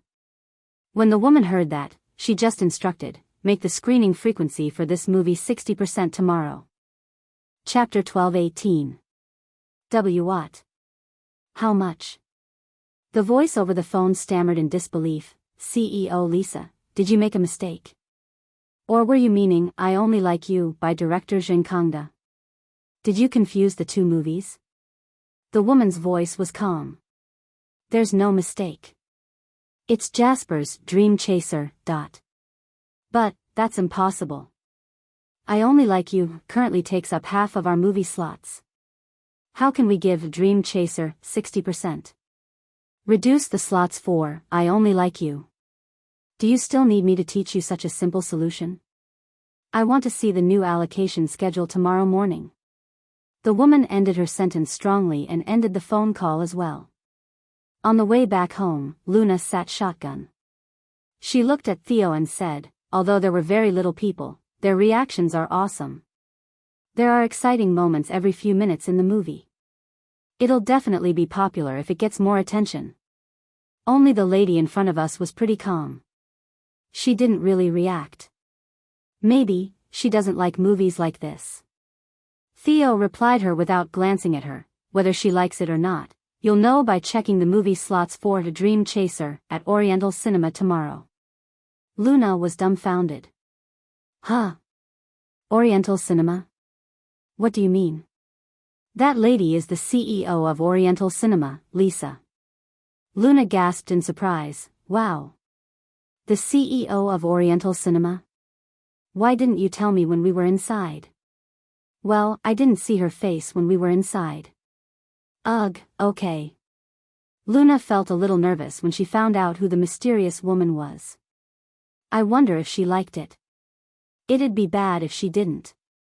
The screening allocation for our movie is already poor enough. I'm really nervous. Boss. Do you think she liked it? Theo replied almost instantly, she will. How are you so sure? Theo stared at the girl in the eye. If the CEO of Oriental Cinema was a man, there's a 70% chance he'll like it. But if it's a woman, 100%. Luna broke out in cold sweat. Ugh, thanks for having confidence in my flirting abilities. The next day was the fourth day for I Only Like You to be aired, and the second for Dream Chaser. I Only Like You became extremely popular on the internet. Everyone would talk about it whenever the topic of movies was mentioned. They chatted about how it was the most invested movie of the year, and how well it was performing at the box office. Currently, it had reached $300 million at the box office, and it still contributed to the screening allocation at most cinemas. Of course, everyone would love to allocate more slots to movies that would help them earn money from ticket sales. The one cinema that did it differently was Oriental Cinema. Inside the meeting room of the Oriental Cinema office, the management team was having a meeting. Everyone did not look too happy. Lisa's order last night had caused a storm in their company. Chapter 12:19. In Oriental Cinema's meeting room, the shareholders voiced out their doubts. CEO Lisa, everyone knows that the current top-earning movie is Zhang Kangda's movie. I don't know why you've considered making such a ridiculous decision. You're reducing the slots for Zhang Kangda's movie, and replacing it with the nameless Dream Chaser? And up to 60% allocation at that. I hope you can give us an explanation. The others in the management team and the shareholders nodded in agreement. Even if you believe in Jasper's ability, giving him a 10% quota would be enough, but this is 60% we're talking about. This is absurd. Even the Hollywood blockbuster last year, Life on the Line, got 60%. What makes this comedy drama deserve the same as that? CEO Lisa, we acknowledge your professionalism, and we also admit that you've successfully predicted many unexpected winners and underdogs, but this time it's too much. The data today proves that it's a big mistake. Dream Chaser has less than 10% of seats sold. We've lost a lot just today. This is the same as sending the audience to our rival cinemas. We request that the screening allocation be rearranged immediately to avoid any more losses. Lisa's behavior, which did not go along with the flow, was not only despised in the industry. Even people within the company did not like it as they felt like she restricted the company's growth. A cinema was set up to earn money. What use was there with just a good name? Even if she successfully discovered 10 high-quality unpopular movies, it could not compete with the revenue brought in by a well-known commercialized movie. This made Oriental Cinema's ranking fall within the industry average, and they could never make it to the top. Vice President Zhang Yong was secretly glad that everyone was attacking Lisa. He faked a worried expression. I was really surprised when I received CEO Lisa's call yesterday. I tried to convince her, but Lisa insisted on it, so I trusted her decision, but I didn't expect the numbers today. Sigh. CEO Lisa, what's your take on this? You have to give us an explanation. Some people were impatient as Lisa still remained silent. Lisa carefully looked at everyone. I've heard everyone's questions and doubts. As everyone sighed in relief, Lisa continued, but I will not change my decision. What? You're not changing it even though the loss is this great? What is the woman thinking? Does she even take us, the shareholders, seriously? She thinks that the company is her own? Facing everyone's criticisms, Lisa spoke once again. In 10 days, if my decision is really a bad one, I'll resign from my position as the CEO. Everyone fell silent. Vice President Zhang Yong was especially happy when he heard that. If Lisa was gone, he could potentially be the CEO then. Chapter 12:20. He already had enough working under her. Not only did she not take bribes herself, she also forbade all her co-workers from accepting them, which made him look at loads and loads of cash fly past him, eluding his grasp. Unfortunately, Lisa upheld a really reliable name in the industry. Although the company could not be the best, it was still always within the top 10, and he could not do anything against her. He did not expect Lisa to say something this stupid. What a joke. 10 days? That unpopular film was the kind of movie used to fill the slots for, at most, 3 days. He was really looking forward to seeing all the empty cinemas. However, he had to thank this movie. It somewhat made Lisa go crazy, and finally, he now had a chance. After Lisa said that, all the shareholders left the meeting room. Had it been a few years ago, she would have patiently discussed the movie details with them and tell them why she thought it was a good movie, but now she did not bother to make the effort anymore. These people did not know about movies at all, so it would just be a waste of time. In fact, most of the people in the industry did not know about movies at all, and it was precisely these people who were manipulating the market, playing with the audience's taste, and causing the divide between local production and foreign movies to grow further apart. At the same time, Zheng Kangde was chatting with the producer, Wu Kai. Old Wu, how is it? Because of the great response from the first 3 days, we're still having pretty good slots in most cinemas. We're leading ahead of the other movies. But what? Zheng Kangde asked. There's one exception. Oh. Which one? Zheng Kangde was curious. Wu Kai replied, Oriental cinema. When I was gathering the data, I noticed that Oriental cinema reduced our slots to 5% and raised Dream Chaser to 60%. What? How much? Zheng Kangde was surprised. 60%. Zheng Kangde's expression darkened. This Lisa. Is she crazy? Is she taking her revenge on me? Interesting. Wu Kai shook his head. With Lisa's personality, I don't think that's the case. While this might be very odd to others, it's actually pretty normal for Lisa. She always does things this way, giving extremely high screening allocations for unpopular movies. The only thing she did differently this time was that she gave even more. The movies that she supports have very high chances of being popular. If not, they wouldn't have earned the title, China's First Row. Hee, she's throwing her business away this time. Zheng Kangde laughed coldly. Wu Kai replied with a sarcastic tone, of course, I checked Oriental Cinema's numbers today. Although they gave Dream Chaser such a high allocation, the attendance is terrible. Almost no one watched it. To be honest, I really don't get her. No matter how popular these unknown movies can become, it can never be as popular as the commercialized ones. Her giving them slots are just a waste of resources. Chapter 12:21. Zheng Kangde looked quite pleased. She's making such a big show out of it this time. I'm sure the shareholders of Oriental Cinema aren't going to keep quiet about this. I don't think she'll be staying in her CEO seat for long. Just as Zheng Kangde and Wu Kai were confidently predicting that Lisa would get the sack, online, a strong force had been quietly growing and spreading. In the blink of an eye.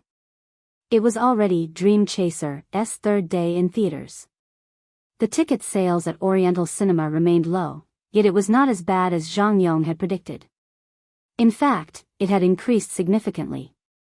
At night, When all the masses had finished work for the day and returned home to casually scroll Weibo, they suddenly noticed a movie title that was new to everyone making its rounds on Weibo's hot topic leaderboard, Dream Chaser.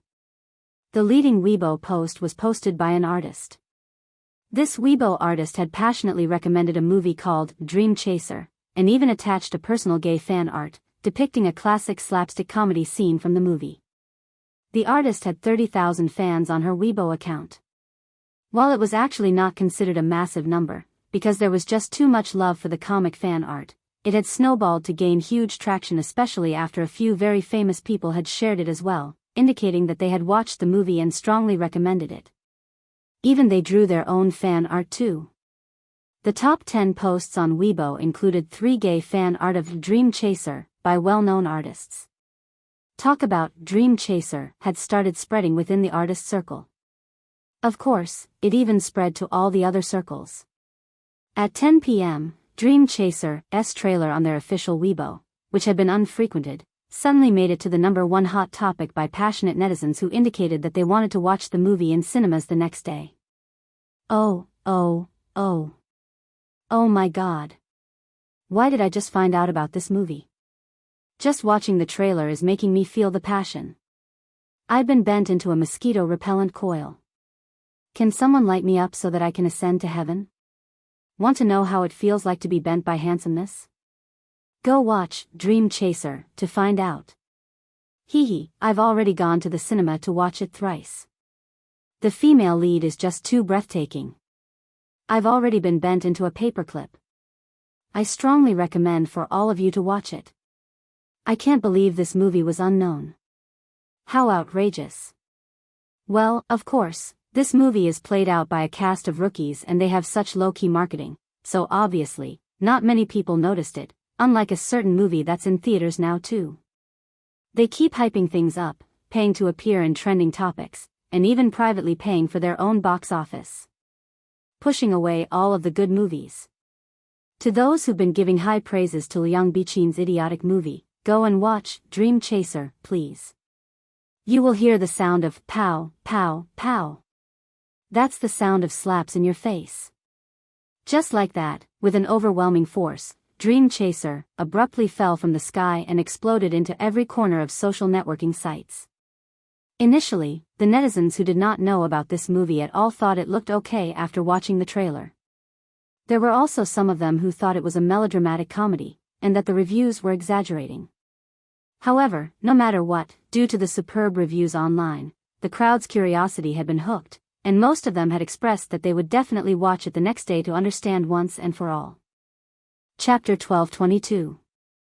In the past, during a period when the internet had yet to be common, the public could only receive messages through newspapers, television, and radio stations, and these sort of media could easily be controlled by organizations and individuals. However, now in the age of the internet, the scope of China's netizen base reached up to 8 billion. All sorts of new media had emerged and the power of the internet was beyond anyone's imagination. More importantly, it was hard to control. Within just one night of brewing on the internet, huge groups of audiences entered the cinema for Dream Chaser, a movie that was built on little capital and marketing, which led to zero attention on it at all. Once the effects of word of mouth took place, it would be worth much more than hundreds of millions in terms of marketing and publicity. Late at night, at a certain cinema in Central Imperial, it was currently past 9.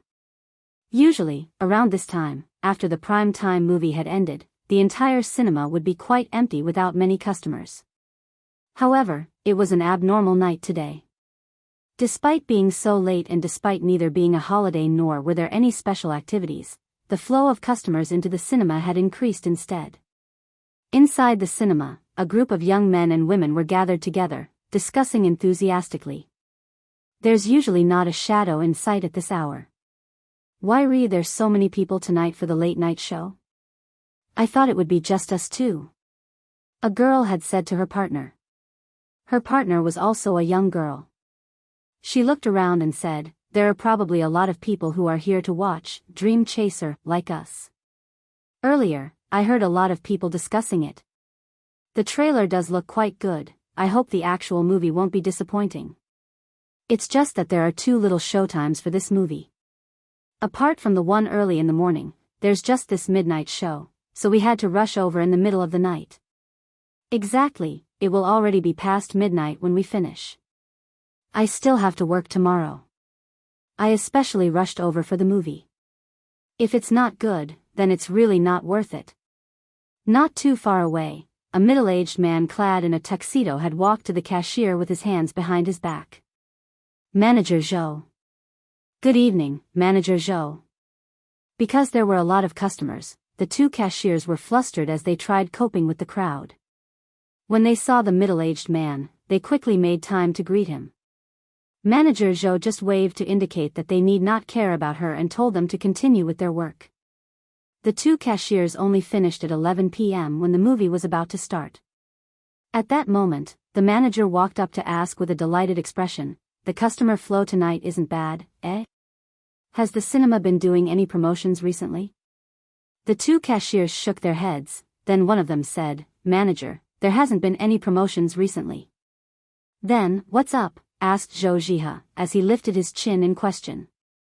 "I was looking through the ticket sales and over 90% of the customers tonight are here to watch Dream Chaser." The other cashier answered. Zhou Zhihe paid full attention to them now. Dream Chaser? The one that people have been discussing online? Yep, the first 2 days when the movie was just released, there were a few people watching it, but it seems to have viral overnight. The cashier explained. "Manager, it's not just the night show.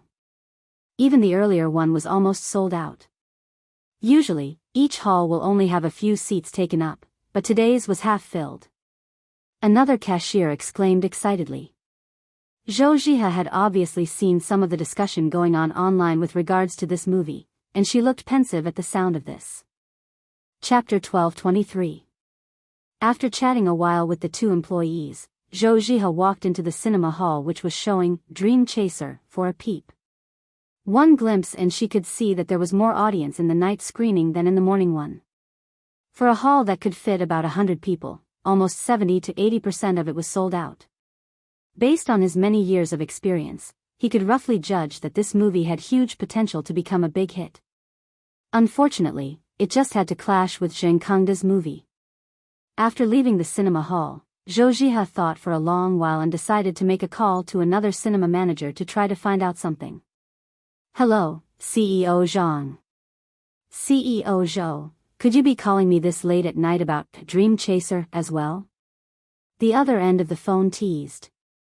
"As well? It looks like the others have called you too." Zhou Zhihe raised his brows. "Exactly, I've just gotten off the phone with CEO Zhao and CEO Yang." "Well, what did you say then? Are we going to increase the screenings of this movie or not?" Zhou Zhihe asked the key question. "CEO Zhou, Jasper's movie's quality is not bad.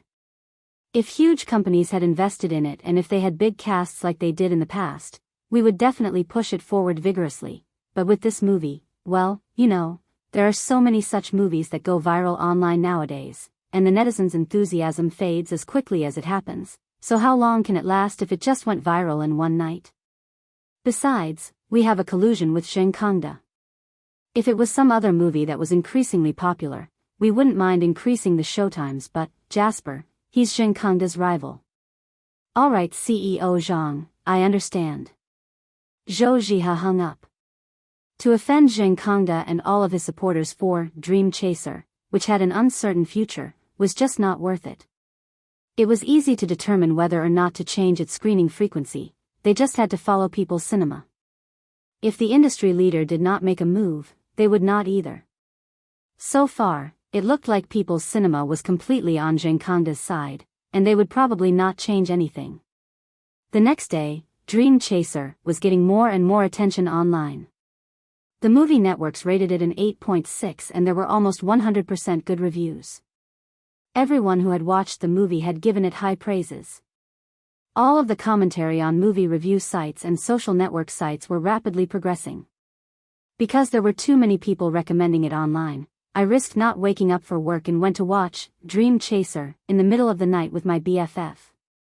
In the end, it was actually really, really, really awesome.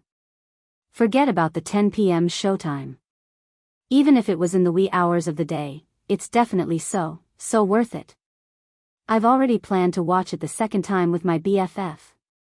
My dear, from today onwards, I have a new Prince Charming image, #Dream Chaser #.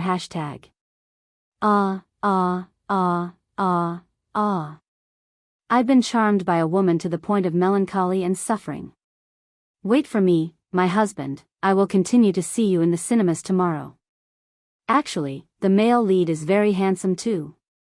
But he's not as handsome as the female lead. In fact, their interactions are super duper cute. Even though I'm old, my maiden heart is beating like a runaway train. I haven't been this excited in a long time. Why is no one talking about the second male lead, Henry? Even though Henry looks pretty average, he's especially classy and charismatic. Chapter 12:24. The scene where he kissed the female lead made my heart jump. I watched the movie a second time for Henry. Oh. I'm shipping the female lead and Henry as well. Henry's presence is really strong. He really dotes on her. Every time the female lead faced any issues, he was always by her side. He also helped to cover up her real identity. It's really a shame that the female lead didn't pick him in the end. Not only the lead characters, even the secondary female lead in the movie, Roma, and the male lead's best friend, Brian, are really likable characters as well. The interaction between Roma and the female lead is pretty interesting. Brian is the joker of the whole movie. I didn't really have much expectations when I watched it, but I didn't expect it to be so good. To be honest, it's been a really long time since I last saw a movie with such a well-written plot, in addition to the superb actors.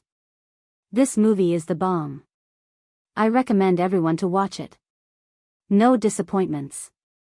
All the actors in the movie are really great, but it's obvious that the core character is the female lead. Afterwards I found out that she also acted Ella in The World. I already followed her after I saw her acting in The World. She's definitely not the surface-only actress as rumors said. She's the real deal. Another important thing to note is that no one realized that the director of this movie is Jasper. The Jasper who made The Stars, The Moon, and the Sun. Also the same Jasper who made Love Is in the Future. He's been making some horrible films in recent years. I've been disappointed, but this time, I'm really excited. The King has returned. I'd really love to watch it after all of your comments, but sadly, the showtimes are either early in the morning, or very late at night. I can't watch it unless it's my off day. Actually, you can try suggesting to the cinemas through their suggestion box or make a complaint through the phone. I'm pretty sure they will increase the screenings if many people make requests together.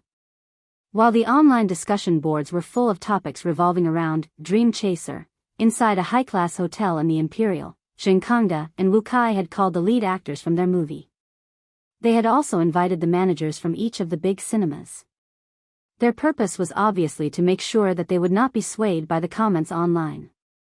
After a few drinks, in addition to Zheng Kangde's strong hint, the managers who were led by People's Cinema's CEO Cui Zhihao all made a promise not to let anything affect Zheng Kangde's film, and the showtimes for Dream Chaser would not change as well.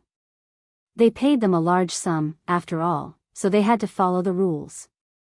Rest assured, Director Zheng, I know where this is headed. Online comments aren't always real. The heat will go down after a few days. That's right, Jasper is just making his final struggle. 3 days later, not only did the audience numbers for Dream Chaser not decrease, it became more and more popular. Despite taking up less than 10% screening frequency in most cinemas, they were doing better. On Saturday, it reached $100 million at the box office in a day. To reach such a box office record with incredibly low showtime allocation meant that the attendance for each screening was very high. In all of the cinemas, despite the odd showtimes, every screening was a full house. Chapter 12:25. At the same time, customers' suggestions and complaints flooded many big cinemas. Every day, countless customers requested more showtimes for Dream Chaser. Manager, what should we do? There were more than 100 calls today alone asking for more showtime allocations for Dream Chaser. Similar conversations occurred in the offices of many cinemas. Nevertheless, with the pressure from Gyeongkangda, all the managers stood together and ignored their customers' requests. They still tried to force the customers to watch I Only Like You by limiting their choices. The consequences. On the fourth day, on a weekend, netizens' love for Dream Chaser and their dissatisfaction towards the cinemas reached its peak. As the popularity of Dream Chaser rose, Gyeongkangda's movie was criticized harshly. "Give me back my money, Isabella. I didn't really feel this way before watching Dream Chaser, but after that, I realized that a movie that's produced in mere 10 days isn't a movie at all. It's just a tool for making money. Isabella's movie is terrible. It's not funny at all. After watching Dream Chaser, I felt like my soul has been cleansed. I Only Like You already told me that it's a comedy from its promotional video, but the real thing is worse than the promotional video. Trash movie. Have you grown tired of living? Why watch Isabella's movie? What the heck? Why is the showtime allocation for Dream Chaser still so low? I wanted to book tickets for Dream Chaser, but the list is full of that stupid movie of Isabella's. So many people are recommending it. With Dream Chaser being so popular now, why is there still so little showtimes? Are the people in charge for the cinemas blind? It's not that hard to guess. Of course, there's some under-table deal going on. All those managers must have taken some money. It's because of these people. They are the one who made China's movie industry become such trash. Damn it. Not only do they like trash themselves, they are even forcing us to watch trash as well. This is the sorry state of the current movie industry. Rise up. People who don't want to watch any more trash. Let's complain. Don't watch that stupid movie again. You're right. Boycott stupid movies. Get that stupid movie out of the industry. Gyeongkangda did everything he could to shift the premiere date of his movie to be near to that of Dream Chaser. However, he did not expect that not only did he not make Dream Chaser go down, but due to the comparison, his movie was criticized badly instead. Ironically, after Gyeongkangda had spent so much money on marketing I Only Like You, it helped Dream Chaser much more. Anywhere I Only Like You was mentioned, people would surely compare it with Dream Chaser, and the popularity of the latter rose higher as it got a lift in marketing from I Only Like You. On the weekends, most of the cinemas showing I Only Like You at peak times were empty. Only a few people were inside the large cinema halls. When it came to odd timings like early in the morning and late at night, the cinemas were revived. Any hall that was showing Dream Chaser was fully occupied with no empty seats to the extent that tickets were hard to get. Chapter 12:26. In the cinema, Zhou Jihe looked at the full cinema hall, and the louder the laughter from the audience from time to time during the funny scenes, the darker his expression became. The vice president of the cinema looked afflicted. CEO Zhou, are we really not allocating more showtimes to Dream Chaser? We're getting more and more complaints. The online attacks and suspicions are getting fiercer as well. Most importantly, Gyeongkangda's movie has been declining in numbers. It's a weekend today and we should have the biggest audiences, yet only 6% of the seats were filled. We gave Gyeongkangda half of the slots, so we're at a great loss right now. How's the situation with the other cinemas? Zhou Jihe asked. It's almost the same, but there's one exception. Oriental cinema? Yes. The vice president nodded. Zhou Jihe put up a bitter smile. I heard on the second day after the Dream Chaser was released, Fangjiue raised its showtime allocations to 60%. Such decisiveness is expected from China's first row. The vice president looked envious. Oriental cinema must be earning loads. The people can't see the movie anywhere else, and her cinema has so many slots. Actually, I went to one of their cinemas and took a look. Gee, the amount of people. The vice president did not finish his sentence, but Zhou Jihe could already imagine what he had seen.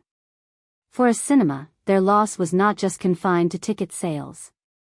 Large numbers of audiences would spend more on snacks and beverages as well as merchandise. Adding them together made it a huge loss. At the same time, at one of the Oriental cinema outlets in Imperial, there was an extremely long queue at the counter. Because Oriental Cinema gave Dream Chaser the most showtime allocations, they even opened all 6 halls for the late-night slots. One of the cinemas could even fit 300 people. Even with this generous slot allocation, many people still could not get the tickets they wanted because many people were bidding for tickets online. Most of the people were there to watch Dream Chaser, and a lot of them were watching it for the 2nd or 3rd time, some even the 4th. All of them had similar topics to talk about and everyone chatted happily. Finally, I got my tickets. I'm so excited. I didn't expect Oriental Cinema to have this many slots. Now you know. Oriental Cinema always have this many slots. I've recommended many people to come here. I only came here after seeing the comments online. It's just too far away from my house, but it's worth it. I'd rather drive 2 hours here and look at my dear Luna bro than watch that fake face of Isabella's. I really like Luna bro as well. Oh, did Luna bro add you on Weibo yet? Yes.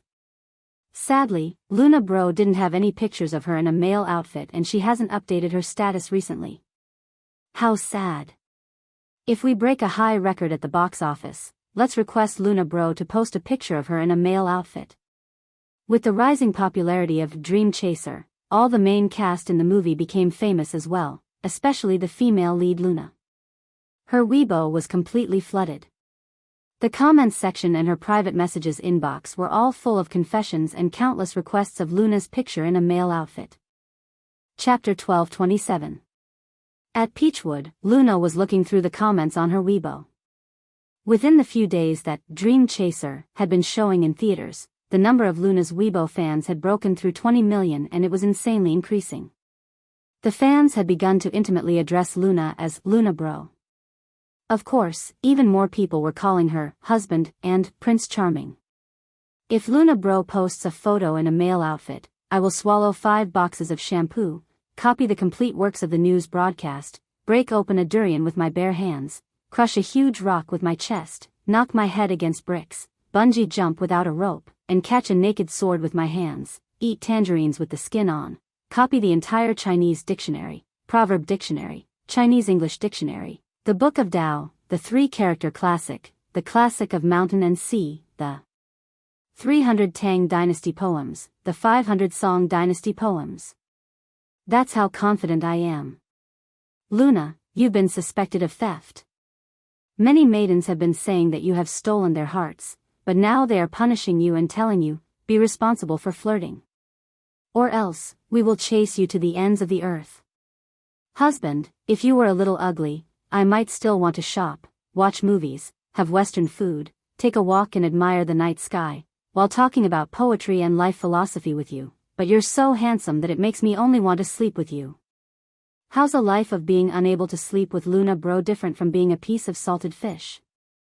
Probably because Luna had made such a memorable impression of the movie's character into everyone's hearts. Apart from the many confessions, many people were even questioning Luna's sexuality and wondering if she liked girls.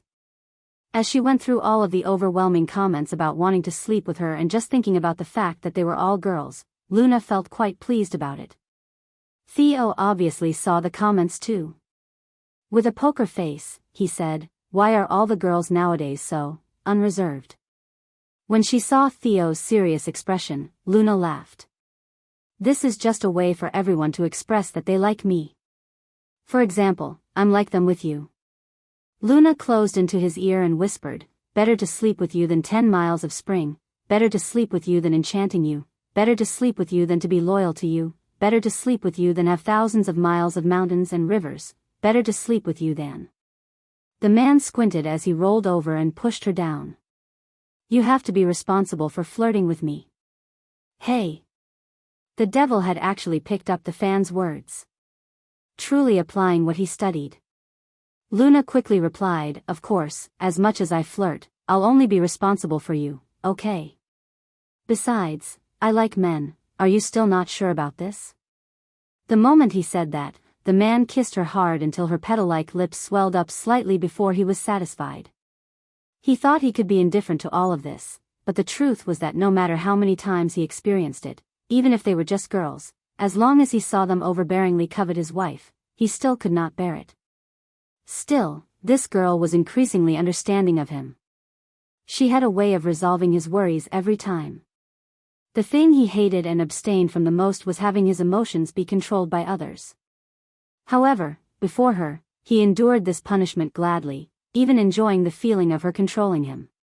Luna suddenly thought of something and got up immediately. Oh yes, Theo, wait for me. I'm going to change. Help me take a picture. Director Jasper said that our box office is about to surpass $5 million. They need the leads to give the fans some rewards. I thought about it. There were most requests for me wearing a male outfit. They will definitely love it. Chapter 12:28. Practice makes perfect. Luna changed very quickly. Half an hour later, she had changed from her homely little bunny outfit into a handsome and reckless-looking Prince Charming.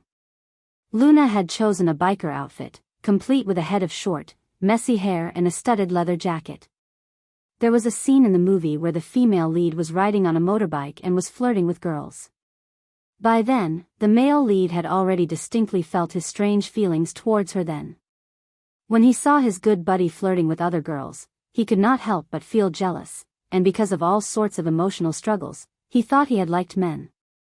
This was also one of the classic scenes that the fans loved to discuss most.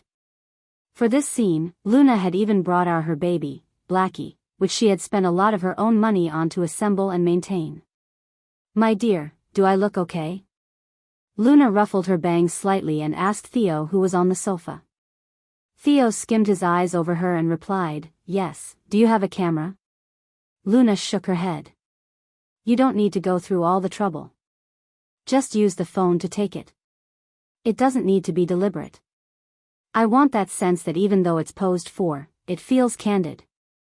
Later, I'll act out some situations and you just take the pictures. Theo nodded to indicate he understood, then he took out his phone and prepared to shoot. Luna walked out of the door and held a cool, black helmet in her hand as she pushed the door to walk back in. Then, she put the helmet down and took out a bottle of mineral water from the fridge. After she sat down on the sofa, she seemed to notice that someone was taking pictures of her.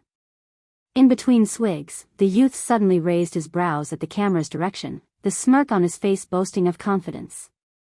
Click. This scene was captured in both the phone and in the man's eyes. Luna was going to continue when she saw the man suddenly walk towards her with the phone. She thought that Theo was going to do a close-up shot, yet he kept coming closer. Isn't this a little too close? The next second, the man's arm held her waist as he leaned over and his thin lips covered hers off guard. As her mouth was pried open, a reckless invasion followed quickly and the man's kiss became increasingly passionate. Luna looked dumbfounded as she blinked her eyes, then she panted as she pushed the man away. Hey, photographer, you're not being very professional, are you? The man's gaze darkened as his low voice rang in her ear, you just seduced me. Luna was quite stupefied by this. She raised her brows. Hey. When did I seduce you? The man's reply was an even more passionate kiss as if she had seduced him again a second before he complained. Even though this photographer was unprofessional and too easily distracted, they continued another 2 hours of taking pictures on and off in between hungry kisses. Thankfully, the photographer managed to retain some semblance of professionalism. Earlier, Luna saw that he had just simply clicked on the phone to snap pictures, yet she realized that every shot he took made her look very handsome. She was about to bend from her own handsomeness. The devil was so reliable. To seduce him into helping her take pictures was the right choice. Luna was very satisfied as she saved the pictures to be used when needed. Your photography skill is amazing. I feel so lucky to have a boyfriend that can take such amazing shots. Luna gave the devil a sloppy kiss, then her eyes suddenly lit up as she thought of something. Oh, Theo, the character that you acted as, Henry, is quite popular too. Many fans flooded my Weibo to ask about you. Do you want to consider starting an account or something? Chapter 12:29. I don't want to, Theo simply said. Why? Luna did not understand. Theo looked at the girl and shrugged. I'm only trying to please you. Luna was first stunned speechless, then she wailed dramatically to indicate that an arrow had just pierced her heart. Bloody hell. To say that he's just trying to please me is too much. Fine, she had already subconsciously started to plan Theo's career earlier, but she had forgotten that her big boss did not shoot a movie to act in. If they said that the entertainment industry was a game, Luna was a player who worked hard to fight monsters and level up, while Theo was practically the game manager, continuing his unnaturally defiant existence. The next day, numbers for the box office was released. Dream Chaser had steadily surpassed $500 million. I Only Like You had such a huge production and marketing budget and had even been released 2 days before Dream Chaser, yet their box office sales was only slightly over $500 million. Before this, after I Only Like You surpassed $300 million, their growth slowed down, and that was with Zhang Kangda spending money to buy up the box office behind the scenes. In the meantime, Dream Chaser ticket sales continued to increase against the current and went on to rapidly grow further. These past few days, apart from Oriental Cinema's outlets, Dream Chaser showtime allocations remained low on the surface. However, in reality, many cinemas had started to secretly increase the showtimes after seeing its popularity. Their subtle methods included changing from a small hall to a big one and changing the screenings to prime times. That way, the showtime frequencies were not affected, but in reality, the number of people watching the movie had increased significantly. Initially, because of Zhang Kangda, they could only use this way to secretly increase the number of viewers they could accommodate. Once they had a whiff of the sweet taste of success the moment Dream Chaser had surpassed $500 million in the box office, and especially when they heard the news that Oriental Cinema's turnover rate had gone from number 8 to number 1. Finally, all of the cinemas could not sit still any longer. People's Cinema that had previously ranked first particularly regretted it horribly. Bloody hell. Just because of Zhang Kangda, they had to endure all the horrid insults from the netizens and even suffered a great loss, letting even Oriental Cinema topple them. They had really lost big time. This time, no matter how much money Zhang Kangda wanted to stuff them with, Cui Zhihao would not listen to him anymore. Director Zhang, you can see the current situation yourself. I can barely hold on to my CEO seat just for you. No matter what, I've already been extremely kind. Go look at the comments online yourself. I'm just saying if your movie's quality was even only slightly better, it wouldn't get to this stage. It was fine if he ruined things for himself, but their cinema's reputation had been implicated as well, so how could Cui Zhihao not be angry? Zhang Kangda knew that he could not save the situation either, so he could only leave unhappily. For the past few days, he had spent all his energy holding down the cinemas by paying a lot of people to try and change the commentaries online. However, the more he wanted to reverse the situation, the more the netizens fought back harshly to the point that even if one person wanted to say something nice about I Only Like You, they would be bombarded by everyone else. Even the mainstream media had gradually chimed in offline. All of the lead stories had similar headlines.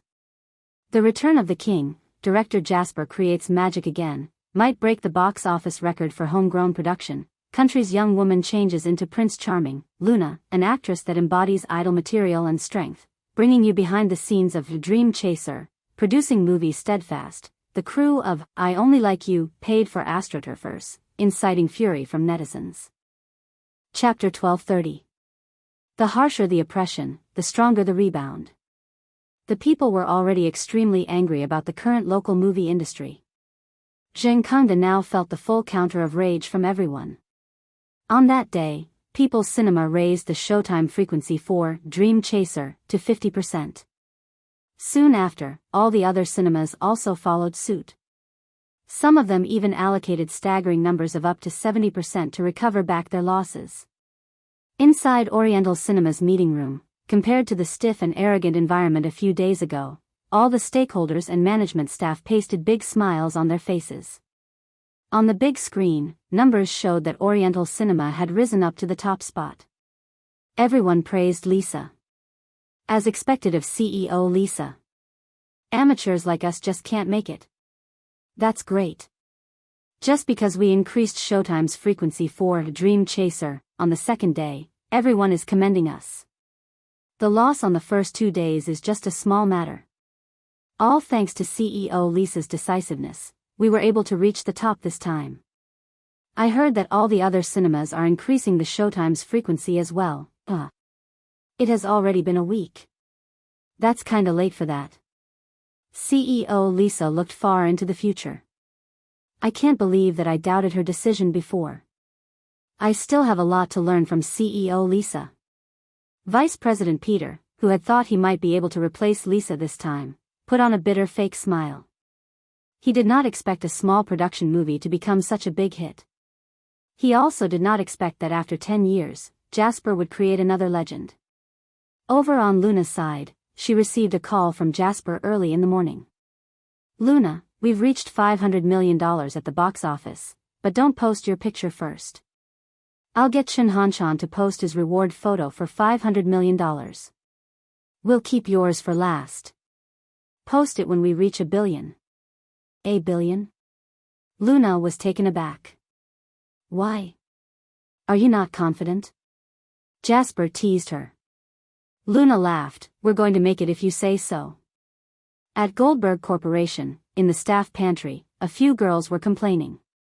Did you guys get tickets to watch Dream Chaser?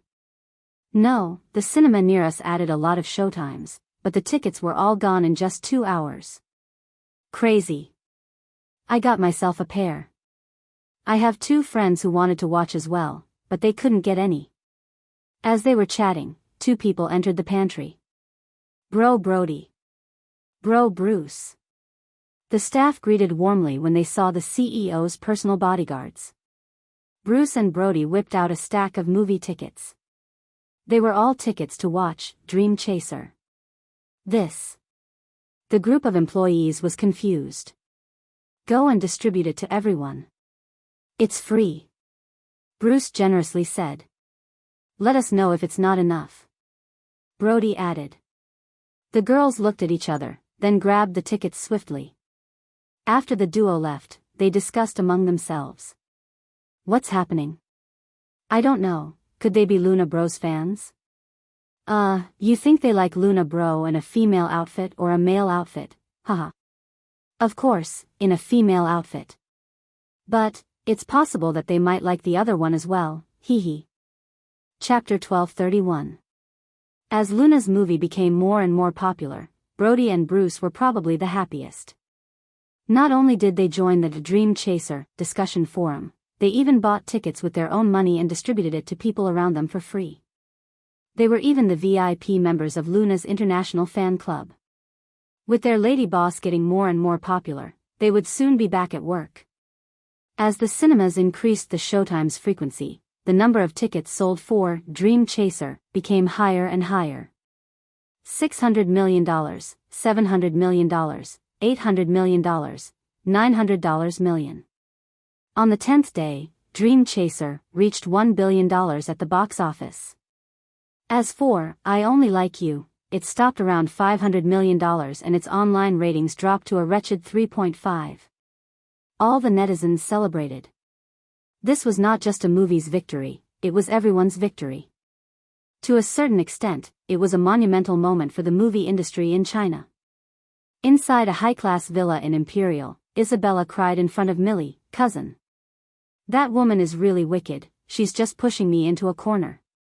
If it wasn't for her, my movie would surely be a big hit, but now, everyone is criticizing me. How can I still survive in the industry? Millie flipped through the magazines and newspapers beside her. All of them sang praises for Luna and she did not look very happy. They had ignored Luna when they found out she was involved in Jasper's small production movie, but who would have known that this movie would become such a big hit? Cousin, this woman is really calculative. First, she took care of me. I'm afraid she'll be dealing with you next. Isabella wept. Millie smiled coldly. She'll have to be up to my standards first. Isabella knew something was up, so she asked, how can she be up to your standards? You simply didn't do anything against her before, but if you really wanted to, she wouldn't stand a chance against you. She's at her peak right now. We would be troubling the company if we go against her now. Let's give it some time. Moreover, it's at the peak for her movie to reach $1 billion. Millie sounded calm. Cousin, you're too kind, you're thinking about the company even now. Isabella mumbled, it's just $1 billion. Of course, it's nothing to you, your best movie reached $1.8 billion. Almost double of hers. Most people had the same judgment about Dream Chaser as Millie. They predicted that it would be difficult for it to rise anymore after hitting $1 billion in sales. Usually, the peak period for a movie was the first week after its release. Afterward, it would not budge much. On the day the movie reached $1 billion, Luna followed Jasper's instructions and posted a set of photos of her in a male outfit. However, because the photos Theo took were so perfect, Luna did not want them to go to waste, so she posted all of them in a photo grid. The netizens had already been asking for her photos for several days. After Luna uploaded the photos, it was shared for over 100,000 times within just 2 hours. Her attraction was similar to the influential power of a first-class actress. Chapter 1232. After she posted the photos, thousands of girls went crazy in the comments section. Ah! Why is my screen so dirty? Lick lick. My hubby's sexy at-home look. I'm losing it. What a hot photo, you dirty little creature. Some of the netizens realized something. Don't you guys think that in Luna Bro's picture, there's an odd sweet taste of love? Yes. I can feel like I'm in love at first glance. The way Luna Bro looks into my eyes is like she's gazing into the eye of a lover. My body is trembling. I'm really jealous of Luna Bro's photographer. To be so near to her. Luna read through the comments, then she somewhat understood Theo's reaction the other day. Maybe the devil really was being professional after all? I did seduce him. Well, it was the devil's fault for being so attractive in the first place. As Luna was scrolling through the comments section, her phone rang. It was a call from Adam. Hey, what's the matter?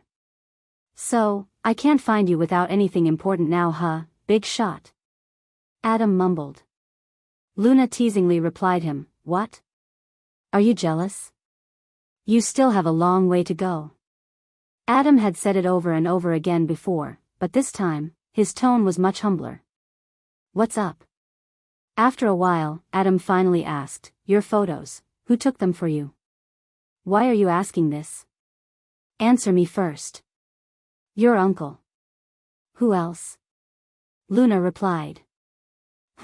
I knew it, that cheeky smile. Adam then ended the call abruptly. Luna was confused. This crazy guy. He called just to ask me this? After Adam, Jasper soon called her. Luna, who took your photos for you? She did not expect Jasper to ask her the same question. A friend of mine took them for me at home. Is there any problem? Luna asked. Jasper laughed, no problem, no problem. Your friend takes good pictures. This is great. Jasper then continued, do you know that I just got news that within the 2 hours after you posted the photos, all the tickets were sold out in all cinemas. We might break the record for the reaching highest box office number in a day. Really? Luna only knew her pictures were doing well, but she did not realize that they could affect the box office to such an extent. Jasper chuckled, it's understandable that we have managed to achieve this much. You're reaching both the male and female fans. I see, okay. So, I have to remind you, you can't be too biased towards your female fans. If we break the record, remember to post a set of photos of you in a female outfit. It'd be great if your friend can help you again. Jasper was looking out for her male fans. Luna smiled. Sure. Chapter 1233. Coincidentally, it was a week-long national holiday the next day, so all of the major cinemas had given Dream Chaser the highest number of showtime allocations. Given that it was the holiday season, plus the extremely high screening frequencies, and Luna Weibo posting's promotional effect, it could be said that everything was perfect. On the third morning of the week, the box office numbers for Dream Chaser from the day before were revealed. $802 million. Just in one day, within 24 hours, the box office had achieved this stupefying number of $800 million and had broken the record of Comedy King, Pang Sun's movie last year by a neck's length. Joyful Occasion had only reached $798 million. In fact, the total box office sales of Dream Chasers had reached $1.8 billion at this point. If they continued on with the current situation, it was not just the single-day box office records that they would surpass, they might even be able to break the record for total box office sales. When everyone had thought that $1 billion was the peak of their performance, the surge in the box office numbers practically shocked all of the media and industry people. At the same time, just as Jasper had predicted, waves of people started to ask for Luna to post herself in a female outfit on Weibo. Even though Luna was dressed as a man most of the time in the movie, something was deemed precious when it was rare.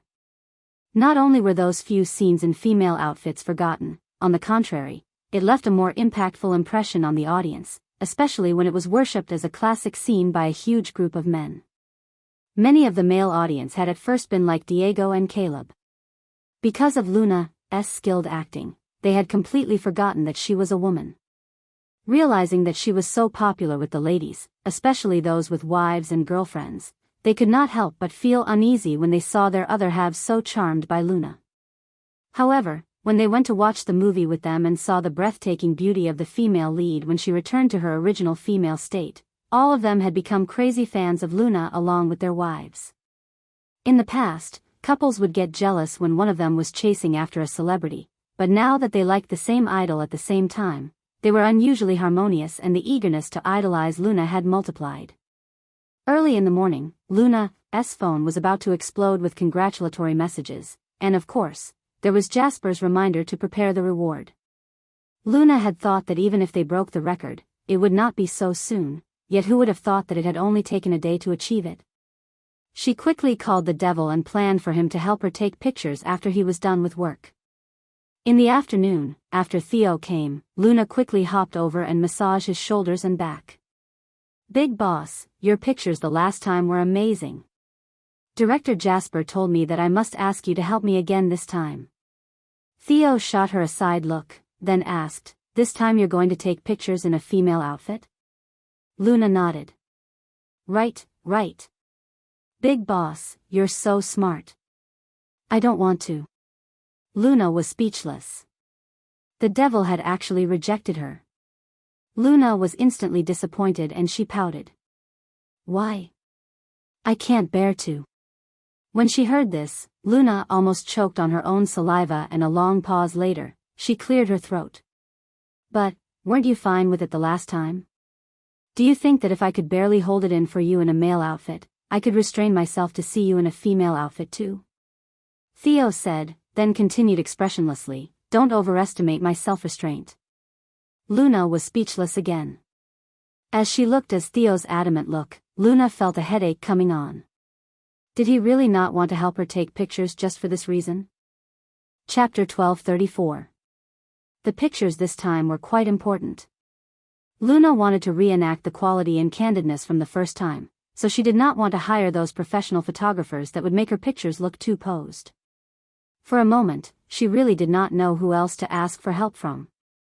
As she was fretting, inspiration struck her. "Ah! I got it. He was not the only reliable male in this house. Little Treasure will be done with school soon, won't he? I'll go fetch him," Luna said happily. She had decided that this time, she would get baby Little Treasure to help her with the pictures. This was different from the past. Ever since Luna had exploded in popularity overnight, it would definitely be harder for her to leave the house now. Before this, she would always dress as a male to leave the house conveniently, but now it was probably safer to dress as her normal self. Thankfully, her name that was registered with the teachers as Little Treasure's parent was Luna Wood, so it was still alright to use the excuse of looking like a celebrity in terms of looks. However, to be safe, Luna still did not get down from the car. Theo picked Little Treasure up instead. Even though it was father fetching him from school personally today, the little bun was quite calm about it. Through the car window, Luna could see the little guy carrying a school bag on his back as Theo held his hand. His face was as flawless as Theo's, and he walked expressionlessly towards the car. The conversation between the father and son made one go speechless. Theo asked, "What did your teacher teach in school today?" Little Treasure answered, "I don't know." Theo inquired, "How are you getting along with your classmates? Do you talk to them?" Little Treasure answered, "Boring." Theo questioned, "How did you do on your quiz?" Little Treasure responded, "All right." The father and son pair had this odd conversation as they walked to the car. Theo walked up and pulled open the car door, then the little bun was instantly stunned. "Mommy." The little guy's expressionless face instantly revealed an adorable expression as he softly called out to his mother before he quickly ran to the car and into her embrace. "Little Treasure." Luna hugged the little guy and kissed his soft little cheeks. "Mommy, are you here to fetch Little Treasure?" The little guy's eyes lit up like the stars in the sky. "Yes, but I didn't get down because I'm afraid of getting recognized." "Little Treasure, don't be angry at Mommy, okay?" The little guy quickly shook his head. "Little Treasure will never be angry at Mommy. Little Treasure is already very happy to see Mommy." When he saw his son's entirely different expression and distinct treatment, Theo admitted that he was already used to it. The car slowly started to move. Luna was so excited that she kissed the little guy again, then she hugged Little Treasure to chatter, "Baby, what did your teacher teach today?" "Mommy, teacher taught us maths, art, and nursery rhymes." "How are you getting along with your classmates? Do you talk to the kids in your class?" "Mommy, Little Treasure did." Little Treasure followed Mommy's advice and talked to the other children. "Very good." The little bun looked happy as he was praised, then he turned around and took out an exam paper to show Luna, "Mommy, Little Treasure got 100 marks." Luna looked at the red-inked full score on the paper and was delighted. "My dear Little Treasure is just awesome." She knew that Little Treasure did not like to waste time on boring things, yet he had done the kindergarten-level paper and had even gotten 100 marks. Obviously, he had done so to make her happy. When she thought about this, she felt her heart melt into mush. Chapter 12:35. In the driver's seat, Theo looked helplessly at his obedient and sweet-talking son through the rearview mirror. If they had not done the paternity test quite a few times back then, he would still have doubted whether this little guy was his biological son. Instead, this little guy was closer to Luna than if she were his biological mother. Theo stared at the mother and son duo in a daze. Not only were the two harmonious in interaction, it almost seemed as if some of their smaller actions and mannerisms were somewhat similar, especially when they smiled. That little quirk on the tip of their brows was just too alike. If Little Treasure was really Luna's biological son. Just as he thought about this, Theo sighed and shook his head to brush off this wild thought. After they reached the villa at Peachwood, Luna told Little Treasure about asking him to help her take some pictures. The little bun instantly agreed and indicated that he was very happy to be able to help Mommy. As Luna was thinking about her look for the shoot, Stacy called. "Director Chen is asking you to post a picture in a female outfit for the latest reward. Have you chosen your outfit?" Stacy asked. Nope, I'm still fretting about it." "Is there a sponsor?" Luna asked. "Yes, in fact, there are many, but I suggest that you wear your own brand," suggested Stacy. "Stacy, you mean Spirit?" "Right. Why didn't I think of it?" Luna exclaimed. The past few days had been a roller coaster, so she was a little muddled in the head. It had completely slipped her mind about wearing Spirit's outfit for her pictures. She had told Stacy the moment she founded Spirit, hence her manager had always known about her business and was very supportive. It was her brand and it fit her charisma very well, so it was very suitable. Now, the most important thing for you is not those sponsorships. It would benefit you much more in the future for Spirit to rise up, analyzed Stacy. But which series should I pick?" "The ready-made series." "Ready-made series?" Luna thought Stacy would ask her to wear a custom-made one. You will go viral this time, and you've been entirely pushed forth by the public. You have the foundation of strong public influence, so to stay down to earth instead of suddenly progressing towards a high-end direction would have a much better effect.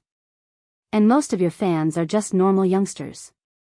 Even though the ready-made ones aren't cheap, most of the working-class fans can still afford one. From this perspective, the ready-made series with a more wallet-friendly pricing was much better than the luxurious and expensive bespoke series.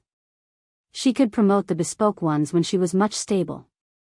When she thought about this, Luna immediately said, "Okay, got it. Thank you, Stacy, I'll send you the pictures I've taken later."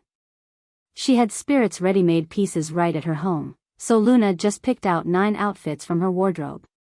Luna changed into the first floral dress and walked out. "Little Treasure, you ready to shoot?" Little Treasure's expression was serious as he nodded, then he had one hand holding the phone and the other hand gesturing something in the air. Luna laughed at this sight. She wondered if this was some special way of taking pictures. Oh, never mind, as long as Little Treasure was happy. Very quickly, the 9 outfits were all shot and Luna flipped through the photos. The more she looked at them, the more she felt shocked. Even with a layman's eye, she could tell that compared to the ones Theo had taken, which had a casual and lazy vibe, every picture of Little Treasures had been accurately framed within the golden ratio, so each still looked like an oil painting or blockbuster movie. It looked the little guy had lent all his composition skills from his art to take pictures. Chapter 1236. Luna really liked the pictures. "Baby, how are you so talented? You took such great pictures of me."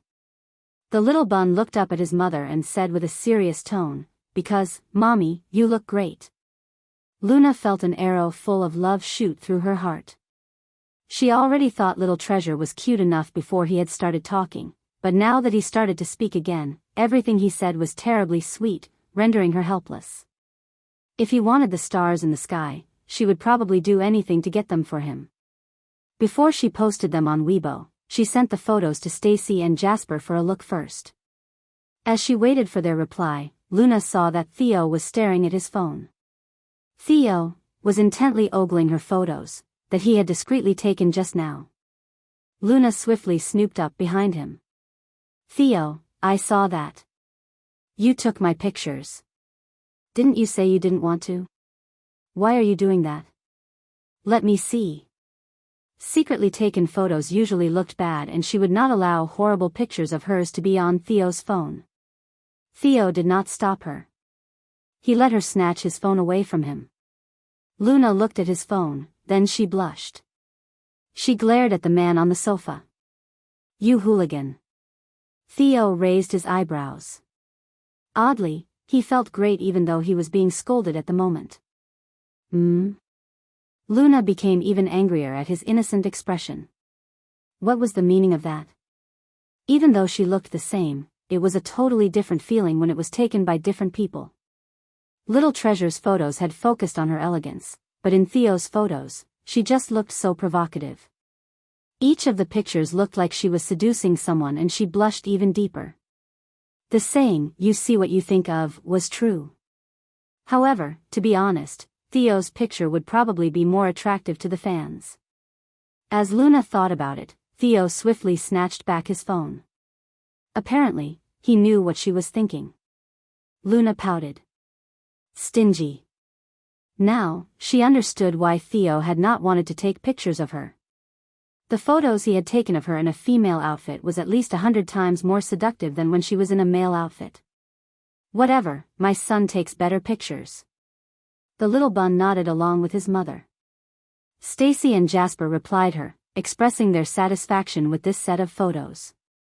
"Luna, this looks great as well, although the style is vastly different. Your friend sure is talented." Jasper praised. "Ah, right. Father and son, of course, their styles were different." After they approved of the photos, Luna then posted the photos on her Weibo. Afterwards, Luna remembered something about her company, so she called Freya. "Freya. Luna bro." "Ah. Luna bro called me." Before Luna could say anything else, Freya let out a deafening scream of excitement. Chapter 1237. As she listened to Freya's overly excited reaction, Luna was quite speechless. My dear, it's not like you're a fan who can't see me in person. Why are you so excited as well?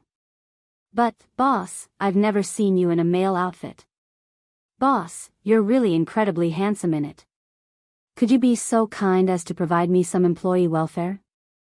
I really want to see how you look like in a male outfit, Forget it. Luna laughed. Why? Freya was instantly disappointed. Luna smirked, I'm afraid that one glance will doom your love life. The moment she said, Freya replied with a whiny, unbearable tone, Luna bro, don't talk to me like that, my heart can't take it. Oh my god. If all of your crazy fans know that you're on the phone with me right now, and know that I'm your employee, they'd definitely be horribly jealous of me.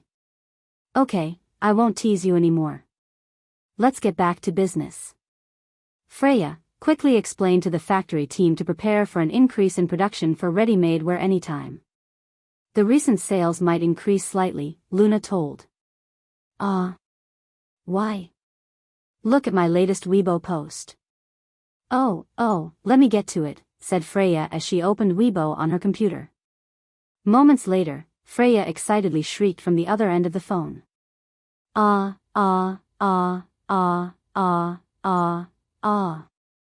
Boss. You're too humble. It won't just increase a lot. I'm guessing the warehouse is going to just explode. These are just the normal ready-made wear. It's not very expensive, but why does the effect on you look like it's a branded bespoke piece worth millions? There are already people commenting below. Freya was trembling emotionally as she typed to answer the fans' questions on Weibo. Oh, Luna bro is so beautiful, my god. I thought that I was just charmed by Luna bro in a male outfit, but it looks like I'm really turning gay this time. These photos show that Luna bro is really gentle. I feel healed just by the look of this. P.S. May I ask what's the brand of the dress on Luna bro? I like this style way too much. I like it too, but it's obviously very expensive. It will cost millions, to say the least, and it's probably a limited edition. We definitely can't afford it. Freya quickly typed away, I know. The brand Luna bro is wearing is called Spirit. In fact, it's not even that expensive. You could buy it with just a few $1,000s. Spirit's custom-made pieces are indeed very expensive, but these outfits are just from the off-the-shelf line. It's not that hard to get them. All of Spirit's boutique stores will sell them. There are currently 6 Spirit franchises in Imperial. The addresses are, City Q's boutique's address is. For more information, you can log on to Spirit's official website. Very quickly, Freya had answered with a detailed comment and it had been liked by fellow netizens who soon made it a top comment.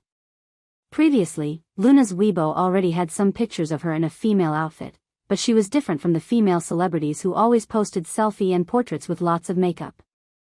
Most of Luna's Weibo were pictures of the set or fun cosplay pictures.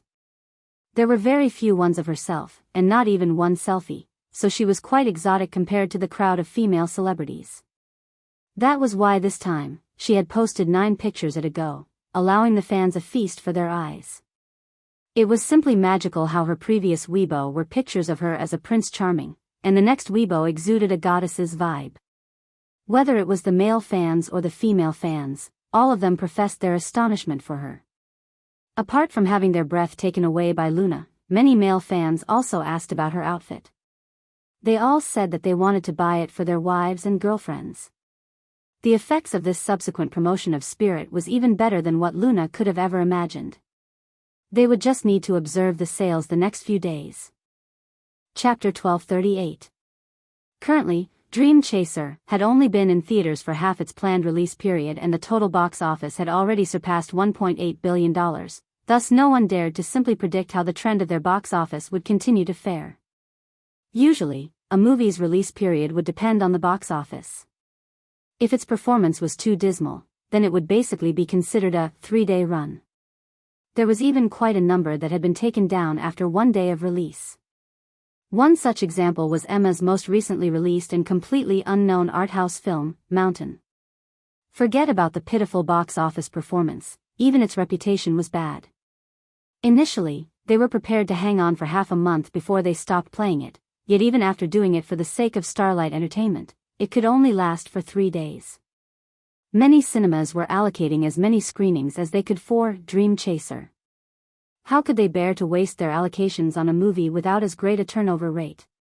Big shots were useless now, and it was best to let the ticket sales speak for themselves. With Dream Chaser's level of popularity, they would probably last for another month. In the earlier stages, Dream Chaser had managed to draw sales with the quality of the movie as well as the fantastic performances by the actors. Later on, director Jasper's strength had also started to accumulate and work its magic. That year, Jasper's debut work, The Stars, the Moon and the Sun, had become popular all over the country and was even dubbed Asia's Star by America's Business Weekly. The movie leads had also burst into popularity. Now, they were all experienced big shots in the industry. His youth-themed movie called Love Is in the Future had also been the champion of the box office back then, paving the way for a bunch of other coming-of-age movies and trends. It was exactly because Jasper had started with a bang that the audiences had very high expectations and anticipations of him. This was also why several of his works after, which compromised with the investors and the commercial market, had invited much criticism. The media had always praised the winners and stepped on the losers. This time, after Jasper had returned to glory, almost all of the print and online media were hailing Jasper all over, stating that they owed Jasper a movie ticket. All of the industry big shots that Jasper had made popular previously had also promoted the movie themselves. The huge crowd of Jasper's old fans dating back all the way to 10 years ago had all entered the cinema for him. Even though Zhang Kongda's team was on their toes, they could do nothing but watch. The trend was strong and there was no reversing. 1 month later, Dream Chaser's total box office numbers were out. It had raked in $3.275 billion. It had broken Joyful Occasion's $2.48 billion record in the box office and steadfastly took the champion seat for highest box office sales in the history of the local cinema. It was practically a miracle in the history of Chinese cinema. In the movie, all of the leads and co-leads had all become famous, especially the female lead, Luna, and the male lead, Diego. They had gained fame overnight and were suddenly leveled with the A-list actors now. Luna's movie contracts, ambassadorship, and variety shows, all of it had insanely swarmed onto Stacy. The gaming company that Luna and Adam had both been spokespeople for was overjoyed at this point. Before this, they had hired Luna for 5 years for only $1 million, so now they had really earned big. Of course, some were happy while some were worried. At Starlight Entertainment, Sophia had come to the office as always, but she was greeted by peculiar gazes and whispers from all her colleagues. Have you guys heard that Luna's movie's box office surpassed $3 billion? They are the Chinese language movie box office champion. They've broken more than 20 records. Pfft, duh. Of course, I heard of the huge news. I've already seen people post about it in groups early in the morning. Everyone's saying, this time Sophia's probably going to regret it a lot. Pfft, obviously. Back then, Emma had harshly chased Luna away. Now Luna has gone over to Glory World and instantly exploded in popularity. Chapter 1239. Recently, following Dream Chaser's huge counterattack, Luna's popularity increased at a terrifying pace. Stacy had regained her prime as a golden manager, while Sophia continued to be insulted for her bad judgment. All of these whispers and comparing just made her agitated. She was one step away from losing her mind. If Luna was still her artiste this morning, if she had not chased Luna out of Starlight back then, all of this glory would have been hers. The one people would be envious of and worshipped would have been her. Her career would have taken a huge step, and most importantly, she would have gained this money tree. Sadly, now, she could only watch as what should have been hers fell into the hands of Stacy. In fact, she had delivered it over herself. Most ironically, Emma had decided to act in some art house film to win awards and be cool, but at last, the box office performance had been tragic. She did not earn any good reputation and the show had even embarrassed her through and through. Now, she had to suffer that lady's temper too. Emma looked at the silent Sophia and mockery filled her eyes as she caressed her nails. She sneered, "Why? Now that you see Luna blowing up in popularity, you're regretting it, aren't you? Regretting that you terminated her contract back then?" In this internet war, Emma had not been idle. She had been quietly helping Isabella by paying astroturfers to suppress Dream Chaser. After her plan failed, she tried to use Mountain to replicate Dream Chaser's pathway to popularity as a counterattack, but who knew that she would be defeated so terribly? The thing she hated most was that not only did the bitch step all over her with the movie, she even promoted Spirit endlessly. That way, even history was hugely affected. Clearly, she was intentionally going against her. When she heard Emma speak, no matter what Sophia thought in her heart, there was no way she could admit it, so she bucked up and replied, "Emma, what are you saying? Why would I not be visionary? Many people gain popularity overnight in the entertainment industry. How many can really go far? It's just temporary. So what if a melodramatic comedy does well in ticket sales? Wait till our movie gets awarded. We'll still defeat her the same." However, the reality was that even though their movie was directed by a famous director, the reviews within the industry was not fantastic. If they really wanted to get a worthy award, it was quite unlikely. It all depended on how strong Emma's connections were, and whether she could get through to the judges over on the other side. She was probably quite satisfied with Sophia's answer, so Emma did not act out for now. She just scoffed, "Let her climb. The higher she climbs, the quicker she dies." When Sophia heard her, she rolled her eyes as she knew that Emma meant that Millie's team would take action. Luna was quite demonic. She could actually rise up despite being suppressed by both Millie and Isabella. They heard that the last time, Isabella had intentionally stolen the main role in I Only Like You, and let Luna get Jasper's small production. Who would have thought that this very production would have gone viral? This woman's luck was just excessively good, was it not? However, Millie did put her support back there. If she really wanted to mess with her, it would be easier than killing an ant, whether or not she was popular. Luna's smooth sailing days was about to come to an end. At the same time, at Glory World Entertainment, Luna wore a new gown from Spirit that had yet to be released on the racks. She donned sunglasses and had Bonnie beside her, causing quite a commotion the moment she stepped into the company. Chapter 1240. When everyone saw her, the people who usually ignored her suddenly stood up. The newbies, who were still in training, joined in as well, offering their praises. "Ah. Luna bro. Luna bro, can you give me a signature? I'm your fan. Senior. You're awesome. I wonder when will I ever become like you. Luna, it's been some time since you last came here. I'm glad that I didn't change my shift today. Can I take a picture with you?" Not only Luna, even Bonnie was surrounded by some people.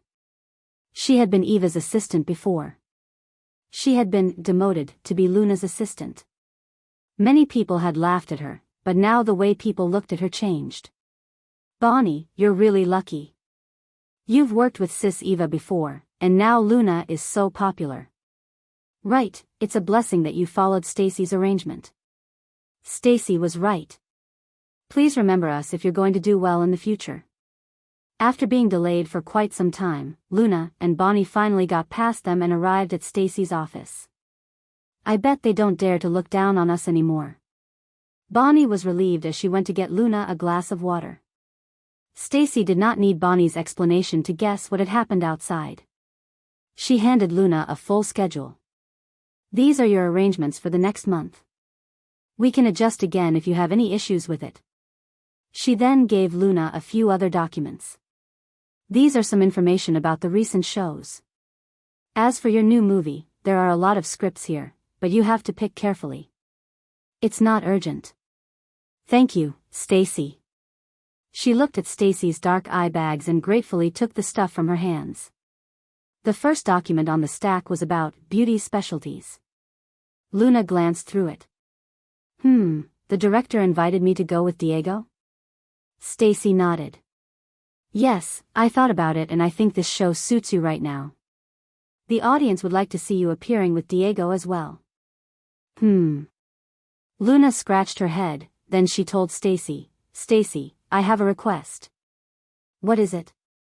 Stacy asked. "For the male guest on this show, can we invite Arthur?" Luna begged. Stacy was a little surprised, then she stared at her incredulously. Luna felt a little awkward. "Stacy, please don't misunderstand. It's just that I owe him one. I want to help him a little since he's from Glory World as well, so it'd great for both me and the company, right?" Theo had assigned his character Arthur under a manager of Glory World Entertainment. Stacy thought about it carefully.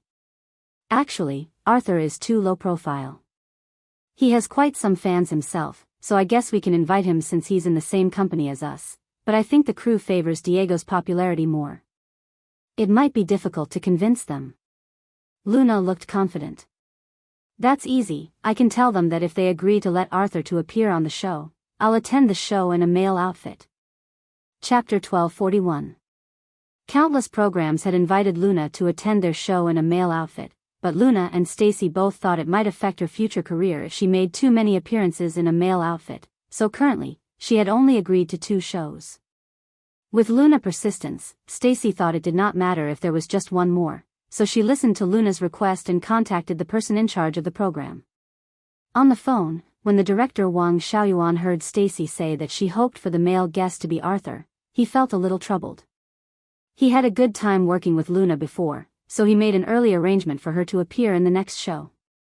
Now that Luna had become famous, he was worried that she might not come, but she had approved pretty quickly. What surprised him even more was that Diego had agreed to come as the male guest as well. He was overjoyed that he got to invite the most discussed on-screen couple in town. But now Luna wanted Arthur to be the male guest. Compared to Diego, Arthur's popularity was much lower. "Can I speak to Miss Brown directly?" Wang Xiaoyuan asked. Stacy passed the phone to Luna. Luna took the phone. "Hello, Director Wang." Hello, Miss Brown. I heard that you want the male guest to be Arthur." "Yes." Luna nodded. "I remember you promised me that if I were to join your show the second time, I could pick the male guest." Wang Xiaoyuan felt a little awkward. "Well, I did promise you, but Miss Brown, if the male guest this time is Diego, it's a win-win situation for us. I'm sure that the show ratings would skyrocket. So, how about we don't change the guest? I put in quite a lot of effort to invite him. I'm afraid that it's difficult for me to tell him about changing guests now." So, what Wang Xiaoyuan meant was that he was going to break his promise to her. Luna was always a straightforward person. If someone respected her, she would respect them back. Even though she had become very famous now, she still took his show as a priority, and now Wang Xiaoyuan wanted to break his promise just to get his high ratings. Damn it. She had been preparing that spot for the devil. Luna did not sound mad. Instead, she just said casually, "I see, then, please look for another person to be your female guest." Wang Xiaoyuan thought she would surely agree and did not expect her to act this way. "Miss Brown. Wait. We can discuss this slowly. Please don't be angry. It's my fault, it's all my fault. I shouldn't make the decision alone. I just thought that you would be happy with the male guest I selected this time. If Luna was not coming, there was no point having Diego." Although they were both main characters in the movie, Luna's popularity was much higher than Diego's. It would be great if they could both come.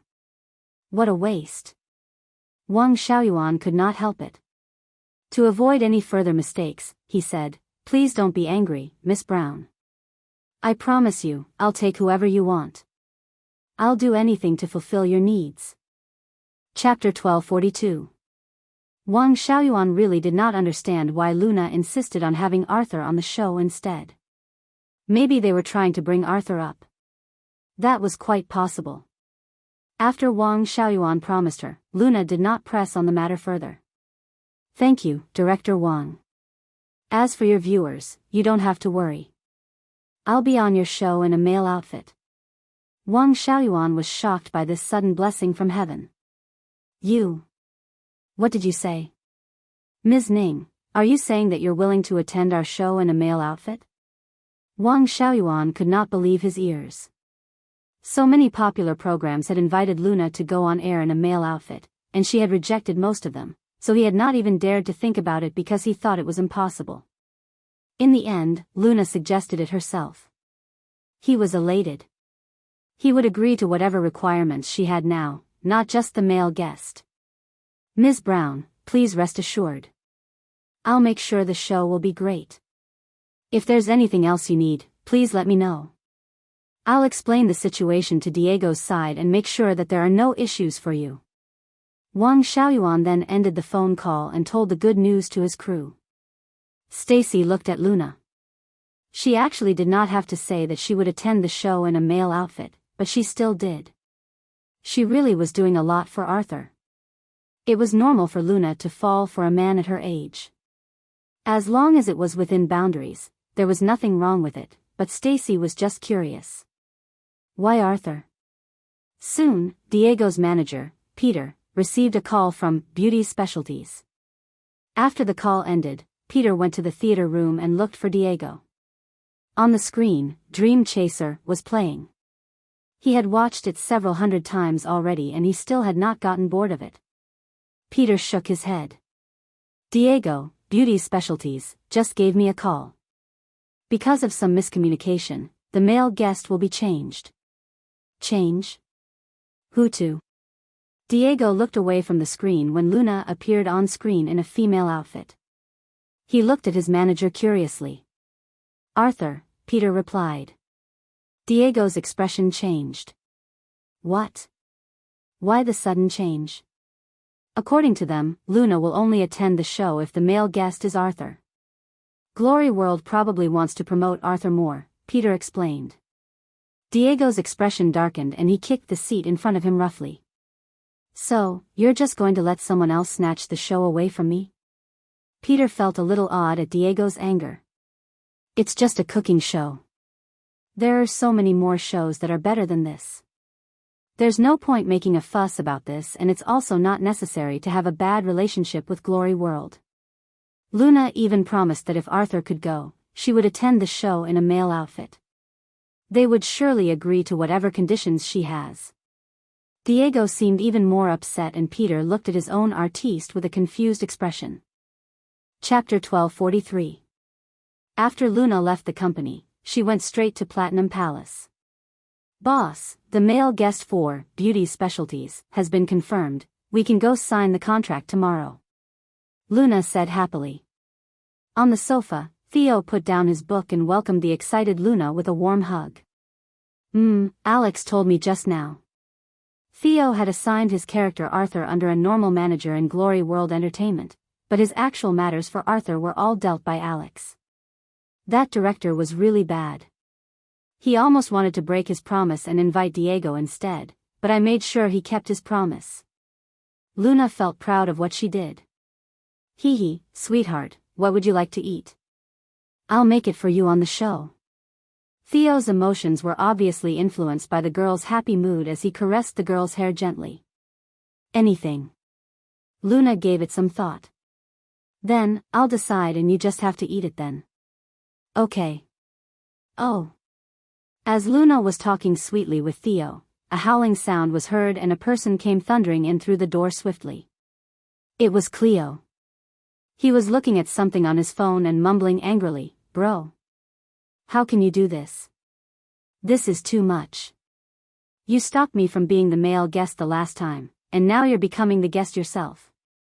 How unfair. Apparently, Cleo was talking about Theo becoming the male guest on Beauty Specialties. For promotional purposes, the guests for the next show had been released.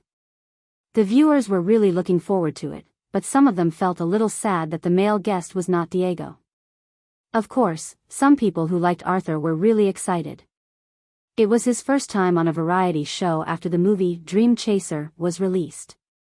The production team did not release any news about Luna's outfit that day, but the netizens were already discussing it in the comments section. Luna frowned at Cleo. Stop fussing about it. Your brother didn't do anything. He got it with his own abilities, all right. Cleo did not believe her. Impossible. Stop lying. I know that the male guest was supposed to be Diego, but now it's my brother. I'm pretty sure he did something. Luna rolled her eyes at him. Nonsense, it was I who told the production team that I wouldn't go if the male guest isn't your brother. Cleo was speechless. You're heartless. Do you call this by his own abilities? Luna replied as a matter of factly, of course, I'm your brother's woman. My ability is his ability as well. Am I right, sweetheart? Theo gazed at her in the eyes. Cleo felt hopeless. I'm definitely not your biological brother, Theo, or your brother-in-law, Luna. Chapter 1244. On the day of the show, a large crowd had gathered in front of the TV station building as they had gotten a hold of information that Luna would be coming today. A short while later, a black car stopped in front and Luna walked out in a light gray trench coat. The girls went crazy when they saw Luna, some even passing out instantly. Ah, Luna bro. Luna bro. Luna bro. Look here. I love you. I want to make babies with you. Bruce and Brody were officially on the job now. They were dressed in black suits and dark sunglasses as they carefully guarded Luna and opened up a path for her.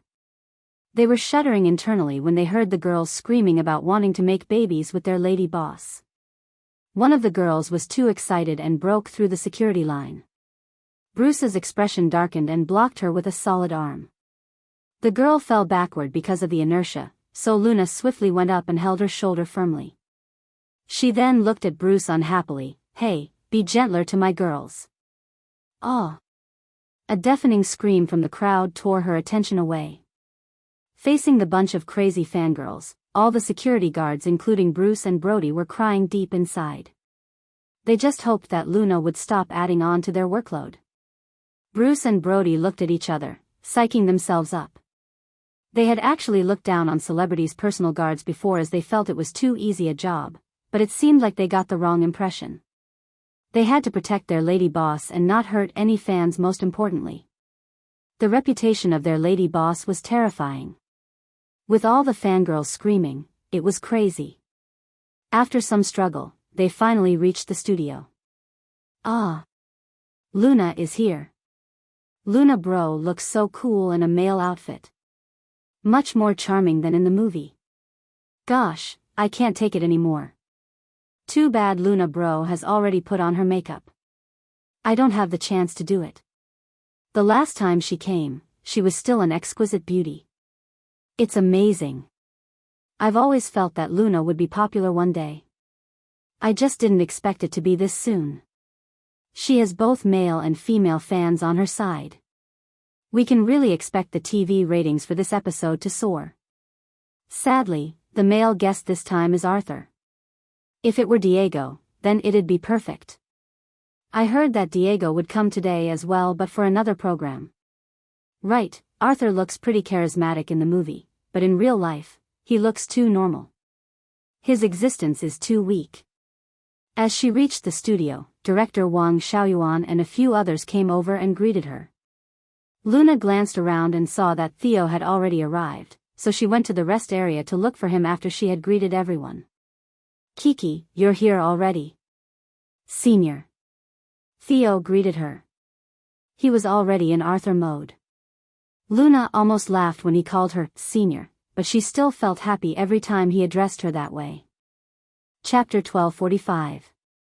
Moments of preparation later, the show began rolling. Hello, fellow viewers before the screen. Everyone knows that the beauty specialties always has someone beautiful as the female guest. This time is no exception, but the beauty we invited for today is slightly special. I'm sure many would already know her. She is Luna. The host, Zhu Xuan, announced excitedly as she invited Luna up. The moment she said that, the audience offstage shrieked in excitement and held the lighted-up boards with Luna's name. Hello, everyone, long time no see. I'm very happy to be here again today, Luna said as she took a bow like a gentleman in her light gray tuxedo. The deafening screams were going shrilly non-stop. Zhu Xuan's eyes lit up as she stared at Luna, then she touched on her sleeve and said exaggeratedly, "My God, I can't believe my eyes. The last time you came, you were clearly a beautiful woman, but now you've turned into the nation's Prince Charming. All of the girls' dream lover, and of course, mine too." When they saw that the host was getting so close to Luna and had touched her while flirting, all of the crowd screamed in a wave of excitement and envy again. The host chatted with Luna for a long time until the stage director had to remind her of the time, so she unwillingly said, "Now, we'll invite our male guest for the day, Arthur, who acted in Dream Chaser as Ling Yu." The moment Arthur stepped on stage, the host set aside the small talk she prepared and turned the topic to Luna again. "Luna bro, I wonder what delicious food you're going to be preparing for us today." Luna looked at Arthur and said, "Today, I'm going to prepare a pretty common dish, omelette wrap, but it's very suitable for everyone to make it for their beloved." "Oh. Beloved." The few fans who shipped Sherry and Henry hugged each other emotionally. Zhu Xuan was still a little unhappy that the male guest had been changed from Diego to Arthur, so she intentionally neglected Arthur on stage and did not let him speak. At this moment, she just casually looped him in. "How exciting. Looks like our male guest is in for a treat today." "Well, then, can we begin?" Luna asked. "Of course." The host smiled back and asked shyly, "Luna bro, is there anything you need my help with? Shall I help you cut the vegetables?"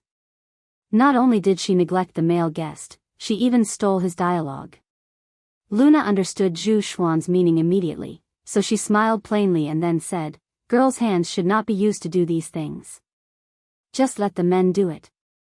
When she heard this, Zhu Xuan was still fascinated even though she was rejected. All of the viewers were entirely charmed too. After successfully covering up, Luna walked to the stove. To give the viewers the best viewing pleasure, Luna had worn an English suit, looking very dapper. However, it was just not convenient to cook in. She had just walked over to the stove and there was no need for her to say anything before Arthur, whose existence had been quite neglected, walked to her and helped her roll up her sleeves meticulously. "Thank you." Luna met with the man's eyes and smiled. Chapter 1246. This was clearly a common scene, yet for some reason, when it was done by the two of them, it gave one a sweet and romantic feeling of being wrapped in pink bubbles. The fangirls offstage felt their cheeks blush and their hearts beat fast at this sight. "Oh, my maiden heart. Why do I feel like I've been attacked with PDA? I'm going crazy. There's so much love. I love Henry and Sherry the most. Never would I have thought the two of them were these fitting in real life too. My little heart can't take it anymore. Even though I've always stood on the male and female lead side, but when the two of them are together, they feel oddly harmonious. Don't you guys think that Arthur's presence is super strong? There is an aristocratic air in his gesture. In fact, such an aura definitely can't be put on. I always feel my heart palpitating every time I see this." Even Zhu Xuan, who had neglected Arthur, could not help but admit that he did have a unique attractiveness to him. After Luna thanked him, she lowered her head and whispered reminders to Arthur about the things she needed help with. Arthur nodded slightly before he left to prepare the ingredients. Every word and every little interaction between the two of them was full of chemistry. The audience reacted as if they were watching a romantic comedy. Once in a while, they would burst out in excited shrieks. The director, Wang Xiaoyuan, did not think that having the two of them on his show would create such a great effect. At this moment, he was smiling from ear to ear. Initially, he was prepared to have Zhu Xuan create some jokes and fireworks between the two, yet he was surprised to find that their natural and harmonious romantic interactions created a better atmosphere, so he let them improvise freely. The audience all indicated that they were satisfied. "Oh, I feel like I'm not here to watch a cooking show, but Dream Chaser's side story instead." Exactly. Sherry and Henry's intimate life post-marriage. It's just too lovely. With the help of Arthur, Luna's omelette-wrapped rice was soon ready. After she wrapped the rice with the egg, Luna picked up the ketchup sauce on the side and contemplated before writing on the dish, I, heart shape, you. When they saw Luna's love message on the dish, the shrieks almost blew through the roof as all of them screamed Luna and Arthur's names. The director quickly reminded the cameraman to do a close-up shot on Luna as he looked delighted with this progress. This time, the episode could be promoted as a teasing joke about being Dream Chaser's side story to attract viewers. He had turned a cooking show into an idol drama. What a genius. This episode was definitely going to go even more viral than he had imagined. Now, he was incredibly grateful that he had agreed to let Luna bring Arthur along. At this moment, everyone's gaze fell onto Luna and Arthur on stage. No one noticed that in a corner of the backstage, Diego's cool figure had appeared after he just finished another show's shoot. It was not sure how long he had stood there for. Peter looked at his artiste with confusion. Before this, he might not have been sure, but now with Diego's repeatedly odd reactions, one conclusion was clear. She was afraid, yet was sure that Diego had fallen for Luna. Chapter 1247. After the show finished recording, Luna had especially cooked a few dishes for the audience and her fans present as an Easter gift. This made all of the girls extremely excited and they offered themselves for marriage. At last, even a few shy boys had walked up to confess their love for her. In the empty resting room backstage, the moment the door closed, Luna was engulfed by a kiss. When he saw the "I love you" on the dish, he had already wanted to do this. Angry? Luna thought Theo was jealous of the fans' reactions. I'm not, Theo replied. Luna raised her brows. You sure? A sigh followed by a passionate kiss fell on her lips again. Only I can do this to you. She was speechless. Okay, she could not argue with that. In front of the TV station, it was not convenient for Luna to leave with Arthur, so the two of them went home separately. Kiki, I'm leaving now. Stay safe. Arthur watched the girl leave in her car. After Luna left, Arthur was about to leave too when suddenly someone walked over to him. Diego had stopped beside him as he lit up a cigarette, then smiled indistinctly at him with an insulting tone. Arthur, how does it feel to live off a woman? Arthur looked at Diego and was not as angry and annoyed as he expected. Instead, he replied expressionlessly, not bad. After he said the two words, the man left in his car. Diego stood in his original spot and only returned to his senses moments later. Then, he threw the cigarette butt in his hand away and looked so furious that his handsome face was distorted. To a man, being accused of living off a woman was definitely the worst insult, hence he had intentionally said this to embarrass him. Who would have thought that he would react like that instead? After he got into his car, Diego remained on the verge of exploding with fury. Peter quickly tried to console him. Diego, why are you being petty with such people? He's already alright with living off a woman. Could he have any more shame? Diego was young and fiery after all, so he immediately roared, which part of me is lesser than Arthur? Why would she be willing to spend the effort to help that weakling instead of giving me a second look? Peter cleared her throat. Could not be just explained in a few sentences. Besides, who asked him to keep going against her when the two of them were shooting the movie? He had just let someone else get the advantage over him. However, she obviously would not just say that to provoke this prince's anger, so she soothed him instead. Diego, I think you might be overthinking. Arthur is now signed with Glory World, so Luna just wanted to help him. The last time, you asked me to get Luna over to fashion, didn't you? It's actually not possible. What do you mean?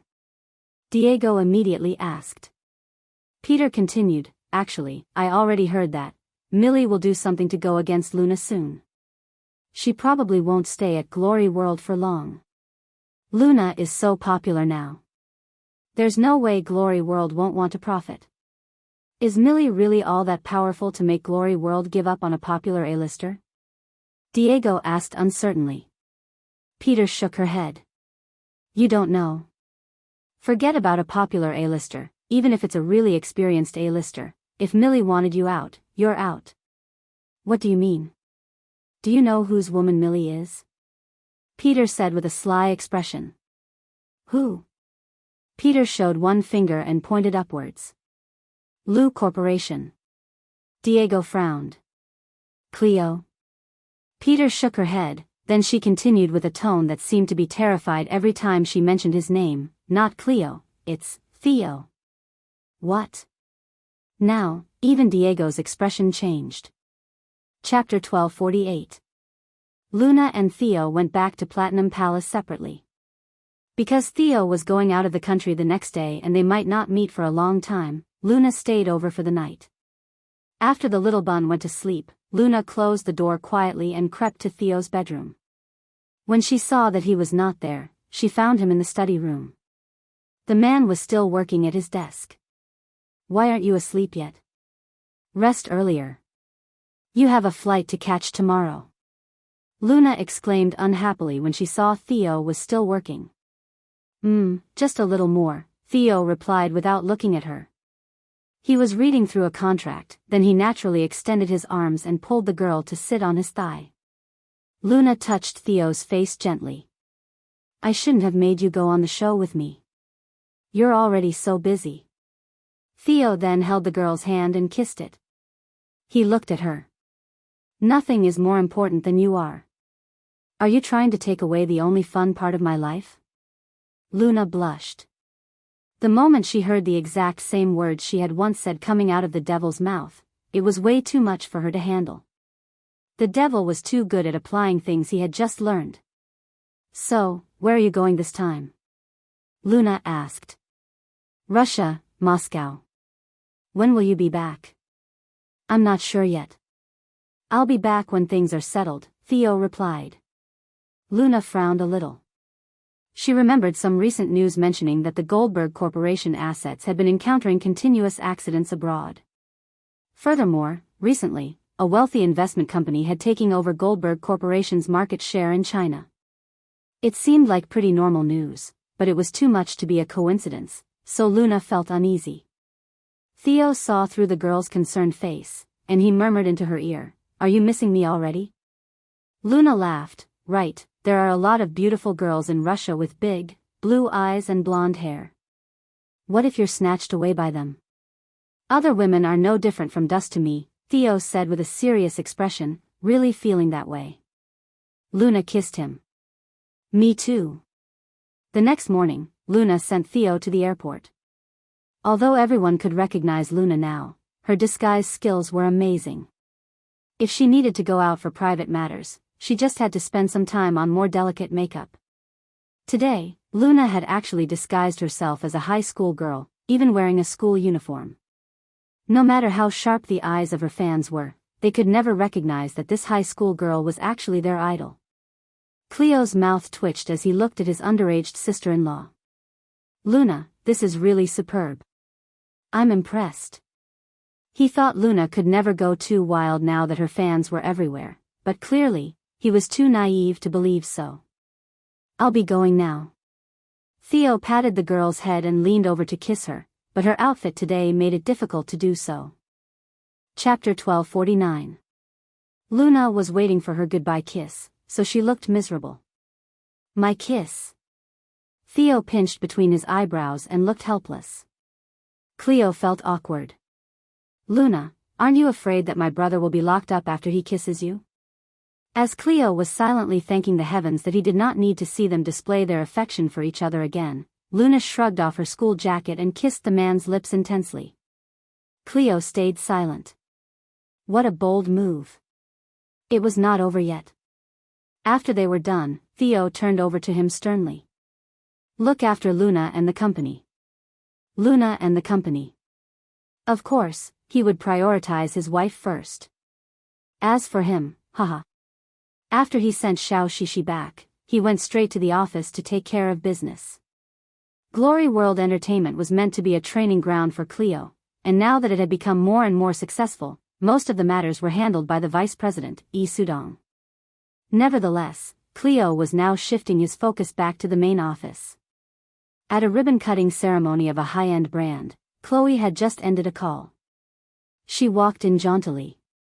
Millie, Director Yi from the Goldberg Corporation's adverts department just called me. He said there's no issue at all, so we can go and sign the contract in a few days. Millie's contract with Goldberg Corporation had expired recently, and they were discussing the renewal of the contract. Seeing how Luna was so popular currently, Chloe could not just let Ling Gigi stay on top of her, so she had doubled the price for Millie's contract fees. Millie actually smiled genuinely for once. What did they say specifically? They really have no issues with you doubling the price? Chloe looked cheekily at her.